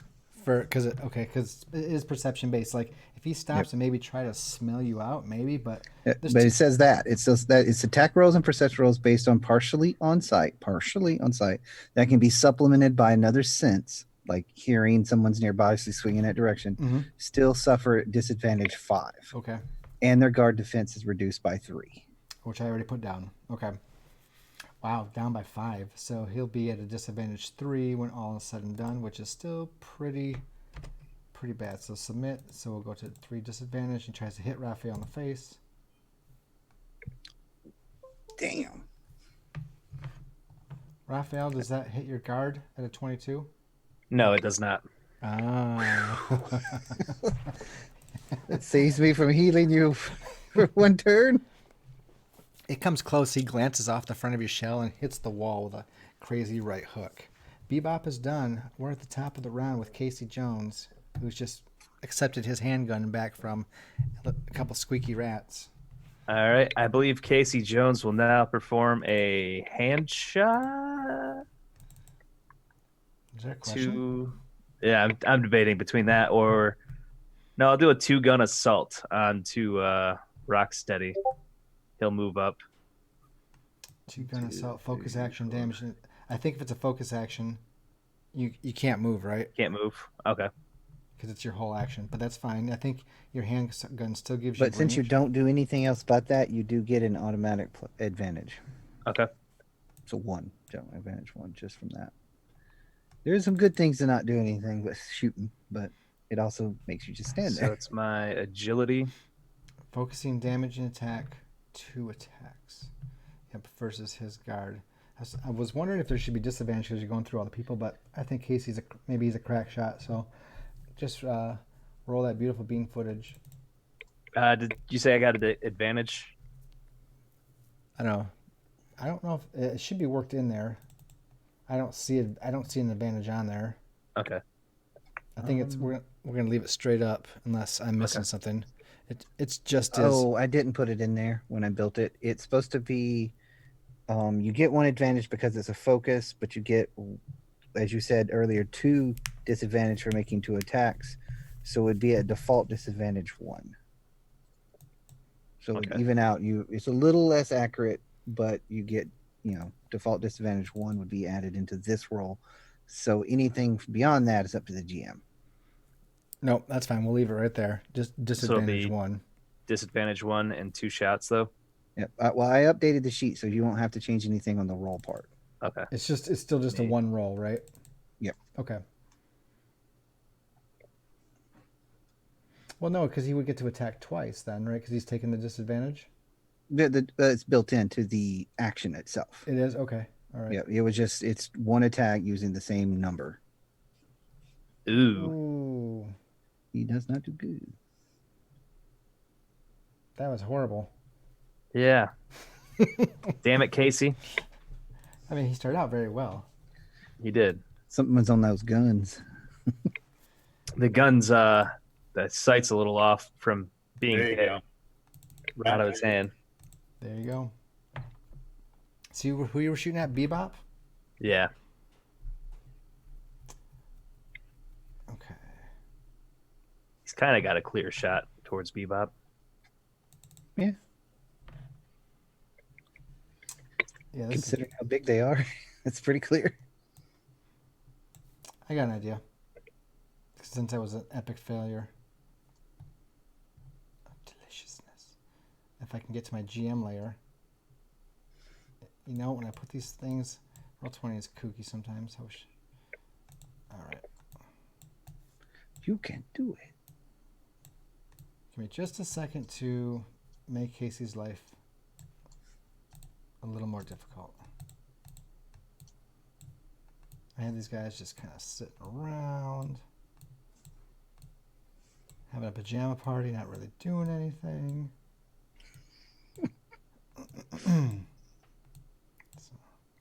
All right, so let's do this, and then everybody looking at Casey. Boom. So the shot goes off, it misses wide, and then suddenly out of the smoke comes some Foot Clan members surrounding Casey Jones. And now it's interesting. And that is the bad thing that happens there. No one else sees the lady yet. All right, I should have captured that. Anyway, doesn't matter. She goes, and then Splinter takes his second attempt to get out of there. He is successful, 2 for 2, trying to get out of his own chains as he hangs, swinging. Now, I think Leonardo easily, here, Leonardo, you know, as you land, and you see behind you, you got this room that goes off in 4 directions in this pit. You can't really see the bottom of it. It's really dark. It's already dimly lit in here anyway. And this chain coming from the ceiling like 30 feet up at the end hangs Splinter wrapped around. He looks beaten and bruised, and he's struggling to try to get free. Raphael, I would say that you notice some of this as well, and it is also your turn. Followed by Michelangelo, Donatello, Rat King, and so on and so forth. Okay, I'm just gonna try to hit Bebop again. Single attack? Take him out. How do I do a double attack again? If you want to do multiple attacks, just to make it easy, it would be disadvantage 2 to both rolls. Okay. If you did 3 attacks, it'd be disadvantage 3 to all 3 of them. But I have a +1 advantage for my Raging. raging, so I would just be a -1. For both rolls, correct. Yep. Not bad for trying to get 2 attacks, and they could possibly really mess up Bebop's world here. Yeah, he's at a -3 for his defense, so this is a good Does that time to hit? go at him. It does indeed hit. That'll be, minimal. That'll be 3 damage. Okay, and then the second one. Explode. Nice. And that would be then 5 damage. Oh, Bebop thinks the tables have turned from this battle to the last. But you guys are. Is he down to 0? He is not. Oh, damn. No, he's okay. a big boy. No, he's. Yeah. He's They're taking- my Big beefy tanks. boy. Yeah. I What's made it- tanks out of these guys. So after Bebop fails this right hook and like he's hunched over, like he hits his right hook and hits the wall. So when he's bent over, you can see Splinter dangling in the background, and then he stands back up, and then you hit him with 2 successes. Like what does that look like? Raphael sees Splinter hanging there. Bebop stands back up to take another swing, and So Raphael kind of like ducks down. He like jabs his size into Bebop's like rib cage area. Gets a couple nice shots in. like to the like this. Like one at a time, though. But Oh. yeah. Yep. Okay. He's like, oh, you bastard title. You making me bleed all over. Michelangelo. And then Donatello. And then Metalhead. Michelangelo, yo, there's some more of these pajama dudes, and he will step up to hit the one next to Donnie. And then, what was his changes to his abilities due to his temporary magic stuff? It's gonna put both fortitude and might up to a 6 each. All right, so we'll So that should give him a better might attack if he uses that. It should also to up his 6 for the guard moment. and his toughness, and also give him like 6 more hit points, which he'll be current. Oh, by the way, make sure everybody has maxed all their hit points for all their characters, unless you've taken damage.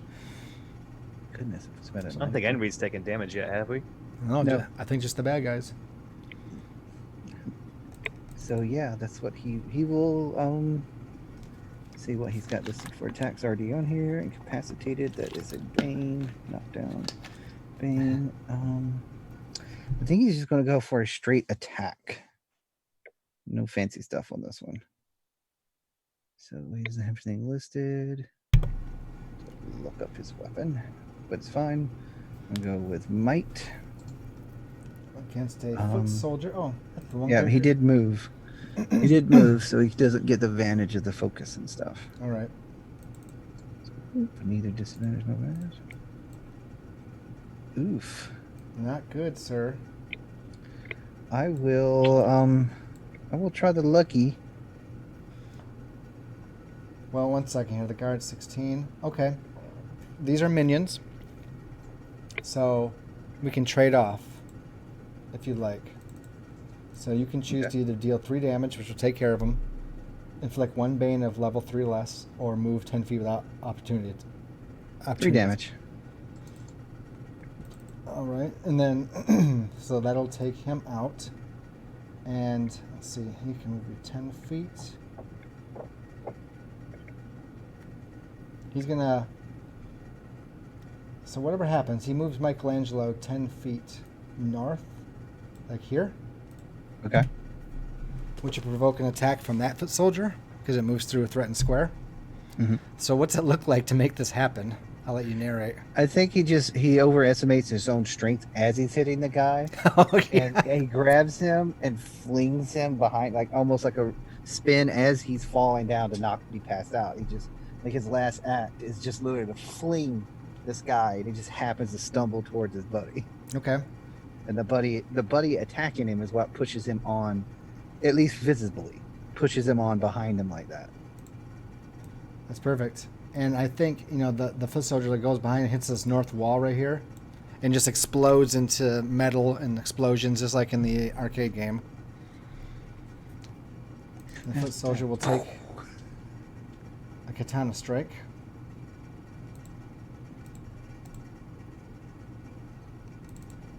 I don't believe that hits him. No, that's exactly what it needed to hit. That's 19. Is this All right. correct? So it's always minimal of 3 damage, so it'll be 3 damage for Mikey. -3. All right. And it is Donatello's turn. Donatello. First blood has been drawn, but just barely.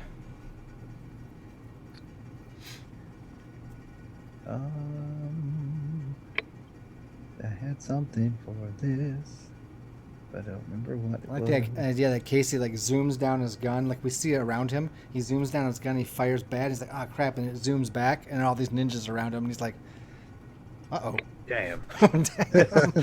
Ruh-roh. Ruh-roh, Raggy. I don't remember. I had something for this, and I'm just going to have to just. I'm going to just stick with a heal, honestly, just because I can't remember what I was going to do in these type of situations with him.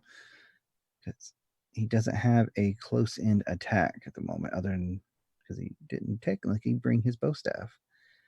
So yeah, I will just do a first aid for Mikey, literally just immediately heal him back up.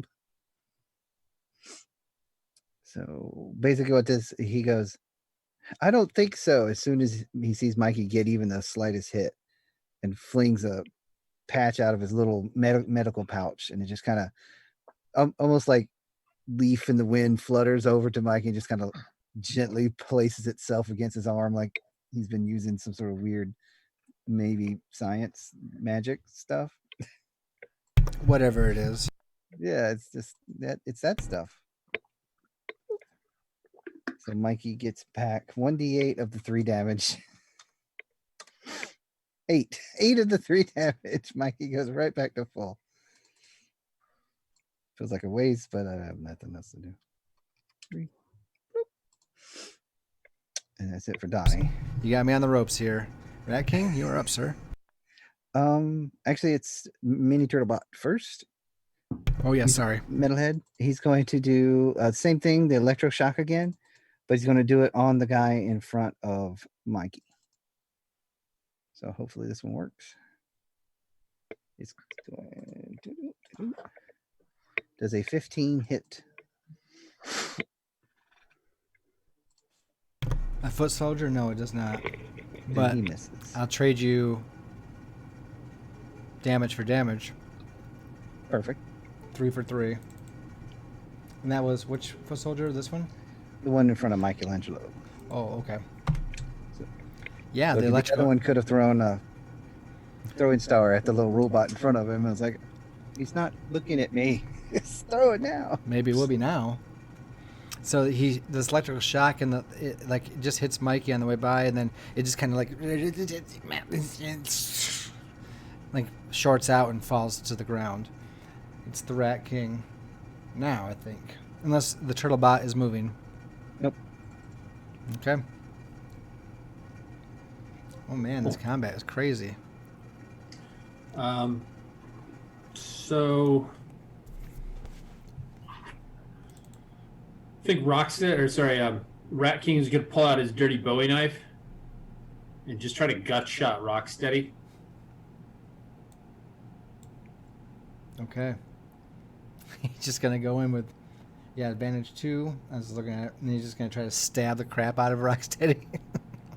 That's all I'm going for. I Very think simple. I think it's very fine. All right. He's a simple man. Simple, crazy rat man. I'm sorry, man rat. How dare I? Oh, He'll take it. 30, which means you get to inflict one of the banes of power level. No, you get to inflict one of your banes that you can normally do. In addition, let's see. The knife banes are pretty good. They're usually bleeding or something. Rocksteady is so he takes his guard's 21, so he takes 9 damage. Damn. I'll look it up for you So she got real 25, quick. if I can math right. It's a Bowie knife. You can do persistent damage or disarm him. Just with the weapon itself. No Persistent damage is he automatically takes that D of damage every turn on his turn, which is actually he's next. So he would. I'm not sure how much the He'll get damage from this, and then he'll get damage immediately after. Mhm. every turn in his turn for whatever the persistent damage is that he has. I'll go with persistent damage. Does he have That that is a on good one. his? Is that on his sheet, or is that just another? It's the weapon itself. The weapon itself gets that. How much? Yeah. How much is it? I should have wrote that down. It just Hmm. weapon level is 2. I think here. Wait a minute. Yeah, I've got 2. We'll do persistent damage. Let's read that. Probably like Not just- 1d8. Persistent I'm guessing, but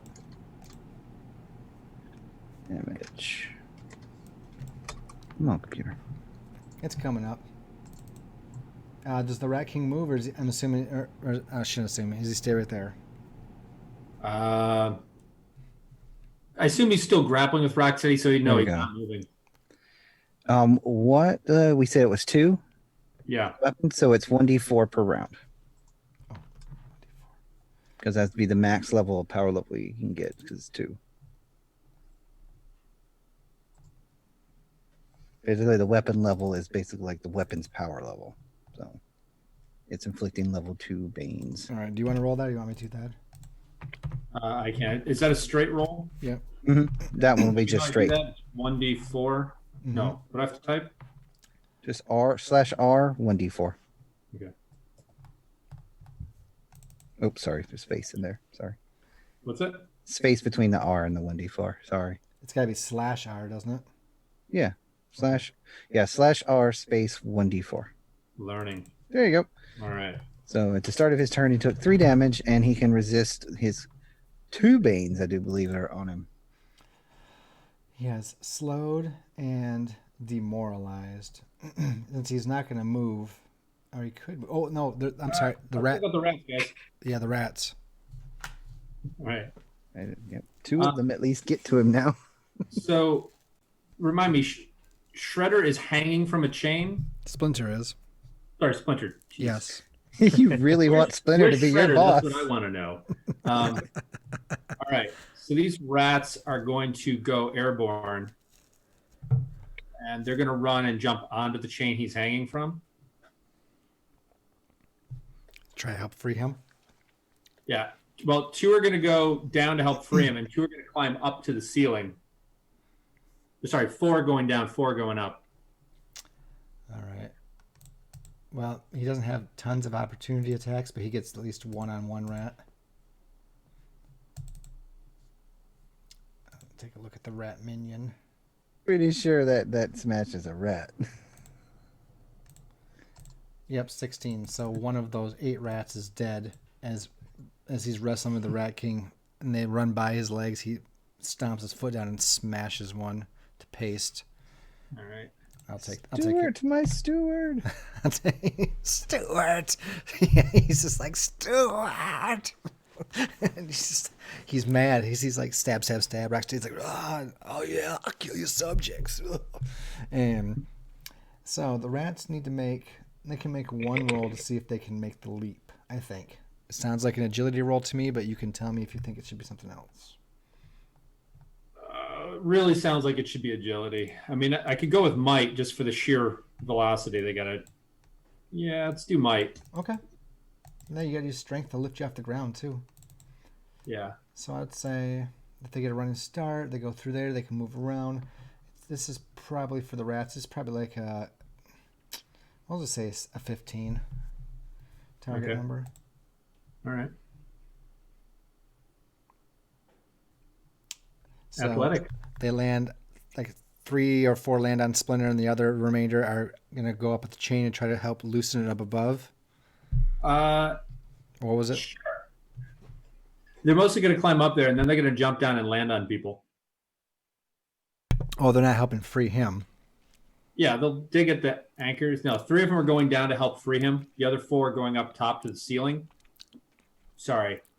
I guess I assumed that this was a tall room. Tall open chamber, yeah. So Splinter's hanging like probably 20 or 30 feet above the edge of the pit, and the chain goes up further into the darkness. Okay. Yeah, that was my plan. Is they're going to climb all the way up to the ceiling so they can rain down on these guys once Splinter is free. Sounds good. I assume that's with the intent that that'll give them an initiative or a bonus on surprise. All right. Wow. So now it is Rocksteady's turn. He will use a moment to try to get rid of his slowed condition, which I believe is probably going to be toughness. I should probably look that up. It's just a resist. They just do they just do the resist roll. They don't really do it. Oh, that's right. I keep forgetting that. Yep. Oh my gosh. Nope. It's the one thing he's good at, and he just doesn't want to do it today. He's like, oh, I'm pissed off. My boyfriend is mad at me. Oh no, it's not. All right. Why do I keep saying that out loud? That's not true. He's still in battle trance. He gets 1. And he had a disadvantage technically on that roll, and now he gets to try to resist the disadvantage that keeps pinging him in all his rolls. Because he had 2. He had the disadvantage and he had the slow. Let's see where Rocksteady is at here for health.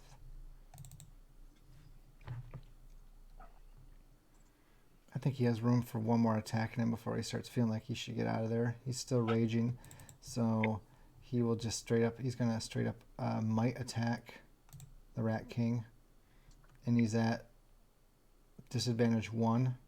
Yep. So it should be. You got advantage 1 because of his rage. And disadvantage from Just that. being a bad guy, he gets an advantage, and then disadvantage 1 after that. I'm not doing the villain edge for them right now. Okay. So it should So just it be evens out. straight up, right? Yep, it evens Oops. out. That's fortitude. Might. It's just still useful. And this is against the Rat King.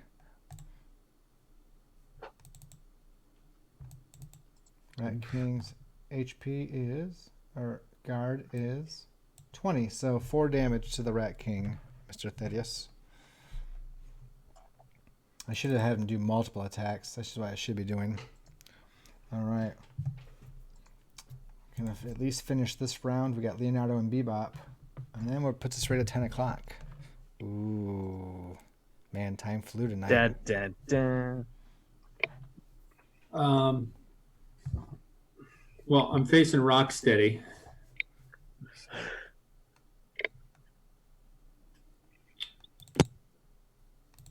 Yeah, I'm probably not going to overall him. All right. I'm going to just pull a straight attack on him and then back myself out of there. Since I'm close, I'm going to try to use my fancy new weapon on him again. On who? Rocksteady. Okay. Right from where you were at, or are you moving? From where I'm at, and then I'm going to use my movement afterwards to get some distance. Okay, now if you leave a threatened square from an enemy, they will get an attack on you. So both Bebop and Rocksteady.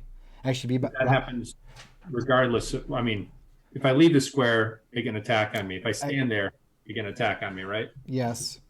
But Okay. Rocksteady already used his attack of opportunity this round, so technically it would only be Bebop. So Yep. And Bebop is at a disadvantage 5 right now. So yeah, because he's blinded. He's just like, why? Why? And he's like, sweet. one of them turtles that turned out the lights. Yeah. All right, interesting. I'll still go with Rocksteady then. That's fine. Okay. Give it your mighty, mighty attack, sir.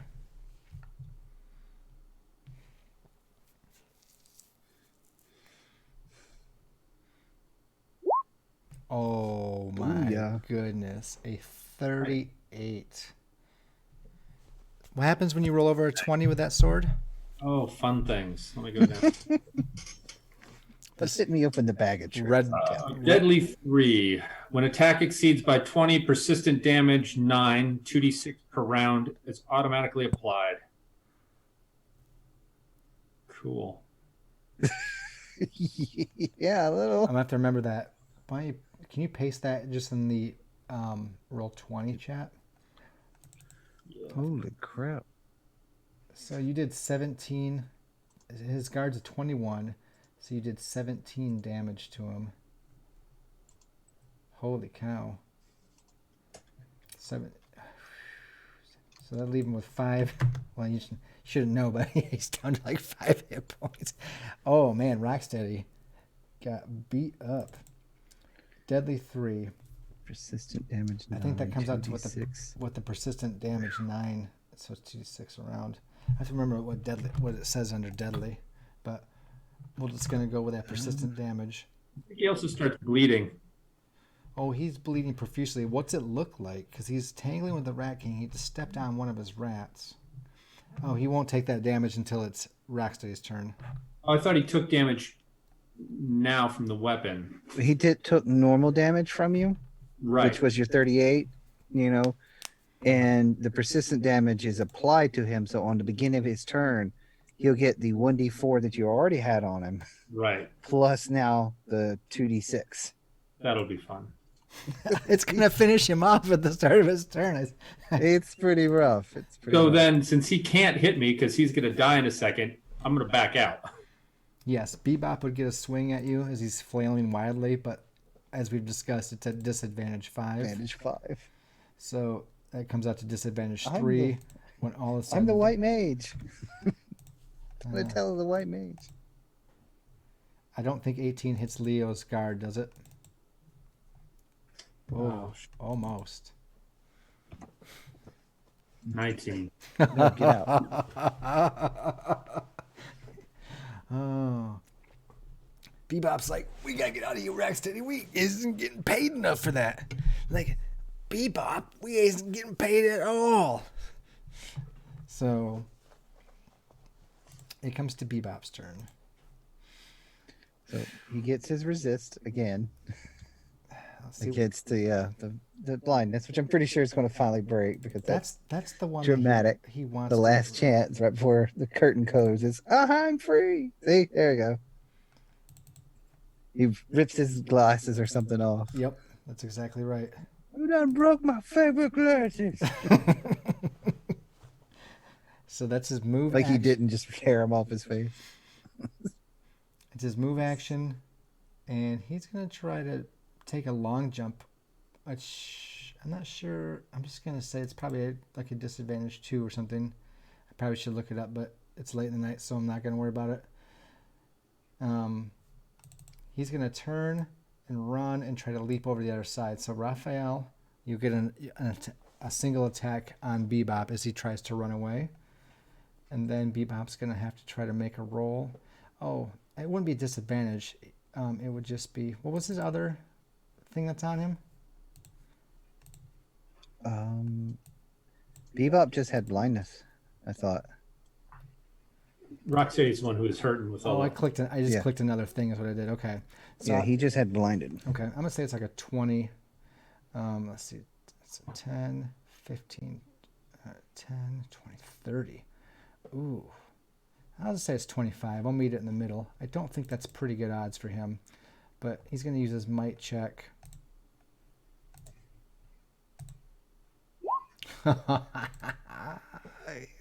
Okay, first of all, Raphael, you can make a roll against Bebop.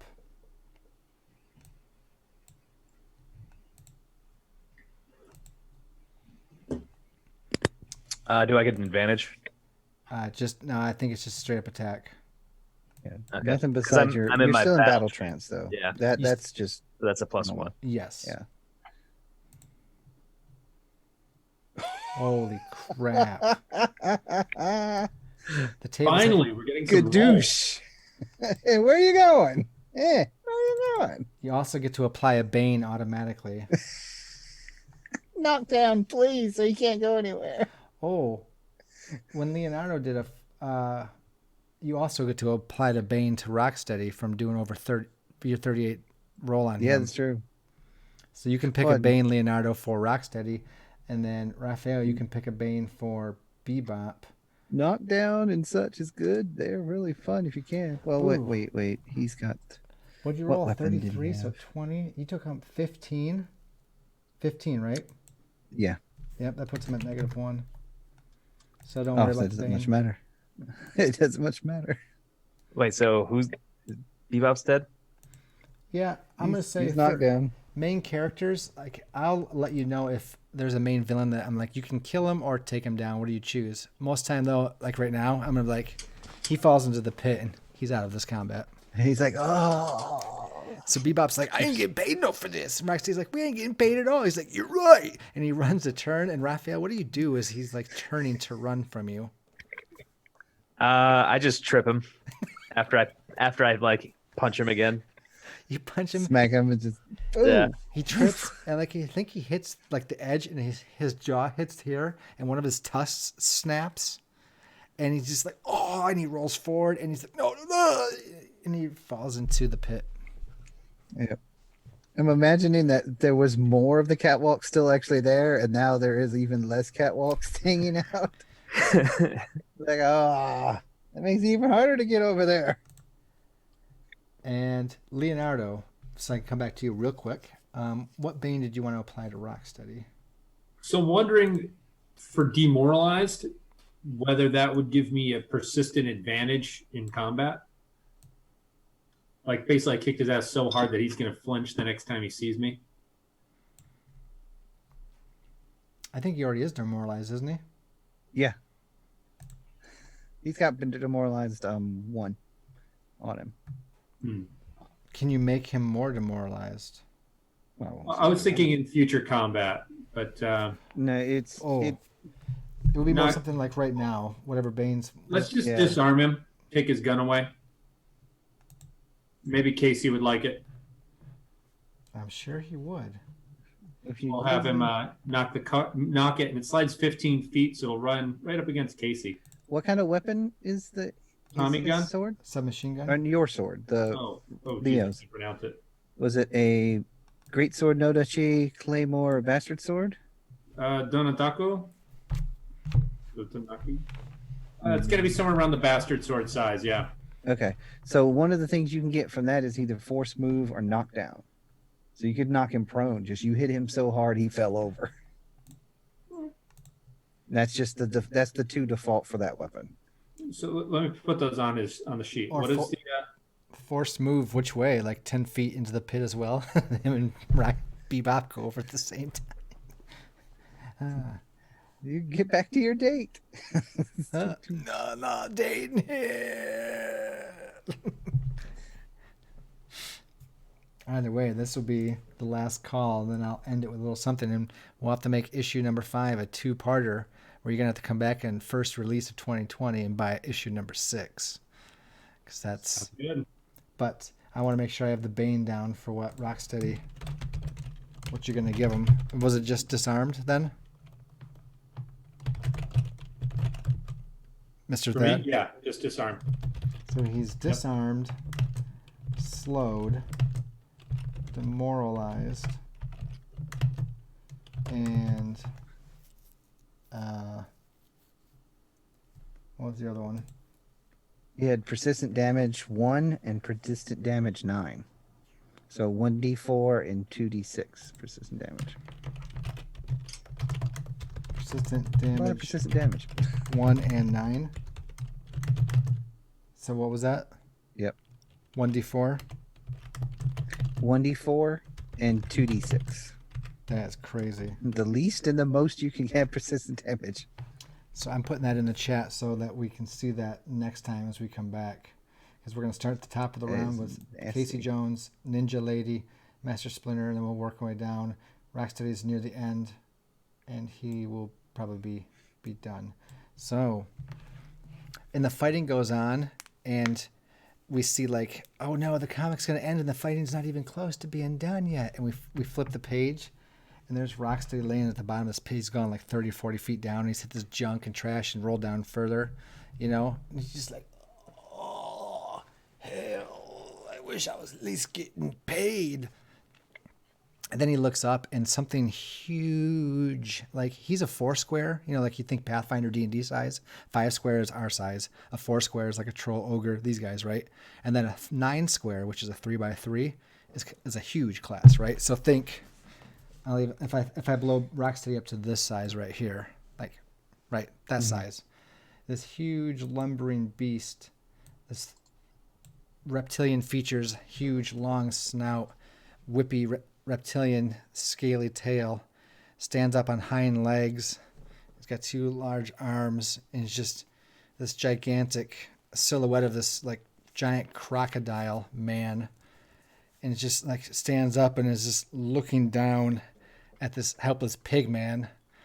And it just like looks down and just kind of like,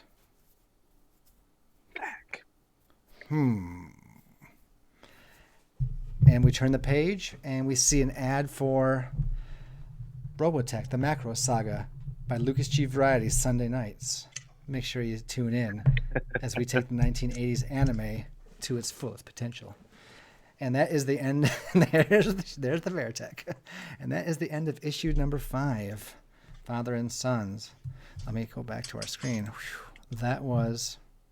I thought that was pretty cool. I thought it was good. What did you guys think?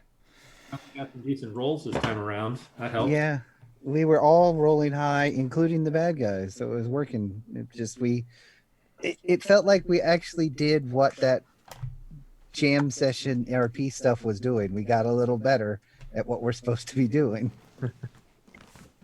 I mean, that was a very thematic thing to come out right afterwards, and like everyone's, even the rolls that are average and low are still not total bad failures because our stats and everything else are trained up to a sufficient level. That's nice. I think it's true. It all worked out. Hollywood has a beautiful way of writing it together, don't they? I don't know. Now if we could just get Casey to do his own montage. I think Casey will have one. I like the idea of at least as you four players and me rotating it that way, and you at least doing your characters, but we can add in other characters and stuff too. And I don't mind if other people do those characters. I talk enough for all five of us, so my voice is almost gone already, actually. But let's do some quick shoutros. We'll go counterclockwise. Leonardo, Donatello, Raphael, back to me, and then this will be the end of issue number 5. And yeah, I'll talk more in a minute. Go ahead, Leonardo. Cool. I'm Thaddeus Ex Machina. I don't have any cool gaming related stuff, but I do have fun facts of the week. I think that's good. I'm going to end these. I like this. Good. This week's fun fact is if you take all of the blood vessels in your body and line them up end to end, you'll be dead.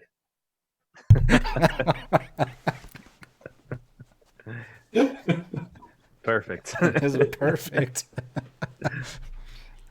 Thank you for that. So true. little bit of wisdom. Dad, we appreciate it. Oh my god, that's awesome. It's like, why is he playing Leo now? Swap people out. Well, I guess that's Donatello then. All Sounds like. right. Tonight I piloted the crazy mindset of Donatello, Michelangelo, and a little robot called Metalhead. Michelangelo misses his mama in his pilot, as I'm not the adequate pilot for his shenanigans. But outside of all that, I'm Soundwave's Ghost. I play here basically 2 nights a week on Sundays and Tuesdays. Right now, Sundays until the end of the year-ish. Maybe if everybody shows up and everything works right, because, everything changes every day. We're playing Robotech, which I get to play with this little toy on screen a lot more. Where I'm the pilot of the SDF-1, and everyone else is literally my pilots. Yes, sir, Captain. Yes, sir. And on here, like I said, I play Donatello, and in the future, if Blades comes back, or when, most likely, I'll play something else. Anyways, as always, thanks for playing with us, guys. Thanks for inviting me, Lucas, as always. Mm-hmm. And just come on back. We'll play some more. Excelente. Adam. I'm Adam. I'm from HM5 Entertainment. You can follow us on YouTube. We do video games and other stuff. And I also play in a band called The New Models, and our first song goes live Christmas Eve. That's what I got going on. That's good. I mean, a lot of stuff going on. aside from like work in real life, your wife, your dog, and all that. I mean, that's a lot in itself. Yeah. Trying to maintain YouTube and a band and I know two of these band members personally. They are the ones who make up HM5 Entertainment. Yeah. One like Adam I like a lot, and the other one, who's my arch nemesis, we are always trying to kill each other, or at least we talk about it. So, and I guess that brings it back around to me. Hello, I'm Lucas. Thank you for joining. Please consider joining our Discord and chat with us. And because we have things coming up in 2020, I'm looking to revamp my Discord and my graphic art and all that stuff. So it's good to have some support and some followers. And thank you for Lord Prettybeard for following on Twitch tonight. I love the name, by the way. Think of joining the Discord and communicating with us. Tuesday nights are TMNT. We'll come back after the week after the 1st of the year, that Tuesday, at least right now. And we usually play bi-weekly. And I'm going to try to get another game going on the opposite Tuesday. It's supposed to be Gears of Nith. We'll see what happens. But 2 things coming up in 2020 that I want to squeeze in, besides bringing Blades in the Dark back, and maybe we alternate that on Sundays with Robotech if it's going good. We'll figure it out. But I have an alpha in design that I've been working on for quite a long time, a zombie apocalypse game. I'm really anxious to try out this little dice mechanic I've put together and see if it works as a game. So I will have some alpha and beta testers as we play that for fun. And the other one is to play Band of Blades, which is a hack off Blades in the Dark. And that looks, I'm asking for the book for Christmas. It's 450 pages. It's the same dice mechanic, but it's basically like really dark ages medieval, like very low magic, very no gods. The magic are maybe with a chosen who you work for, and you're basically part of the Legion. So think the Roman Legion, and you're fighting back hordes of undead as they try to advance on the last remaining human city, which is like Skydagger Keep or something. It's like It's- Minas Tirith, right? It's unique in the fact that it's an RPG tabletop game that has a losing mechanic in it. There is a way to lose as a core mechanic. Yep. It basically The you can, campaign, not just lose the fight, you lose the campaign. yep. Yeah, it's basically guerrilla tactic warfare that you fight back the hordes of undead all the way as you back up to your keep, and then you add the score at the very end of the campaign and see if you fall short or get above, and that determines the thing. So it's a really cool looking game. The GM is only one of the roles. Actually, the players take a lot of GM roles off their hand, and you play the top level of the Legion, and you also play the foot soldiers that go into battle, the specialists. So you get to play on multiple levels. You get to do all the micromanaging of the Legion, as well as get to be doing the actual missions themselves. So I'm excited for this one. As you can tell, I talked about it for like 3 minutes. So we need to duck out here because we need to go. This is TMNT series number 46. Come back in 2020 as we come back again with issue number 6 and all the other games we talked about. Follow us on Discord. Thank you guys for everything. You guys have a good Christmas and a good Hanukkah and everything else out there. So God bless, good night, and good gaming. We will see you on the flip. Pull the curtain down, Tello. Oh, okay. See you guys.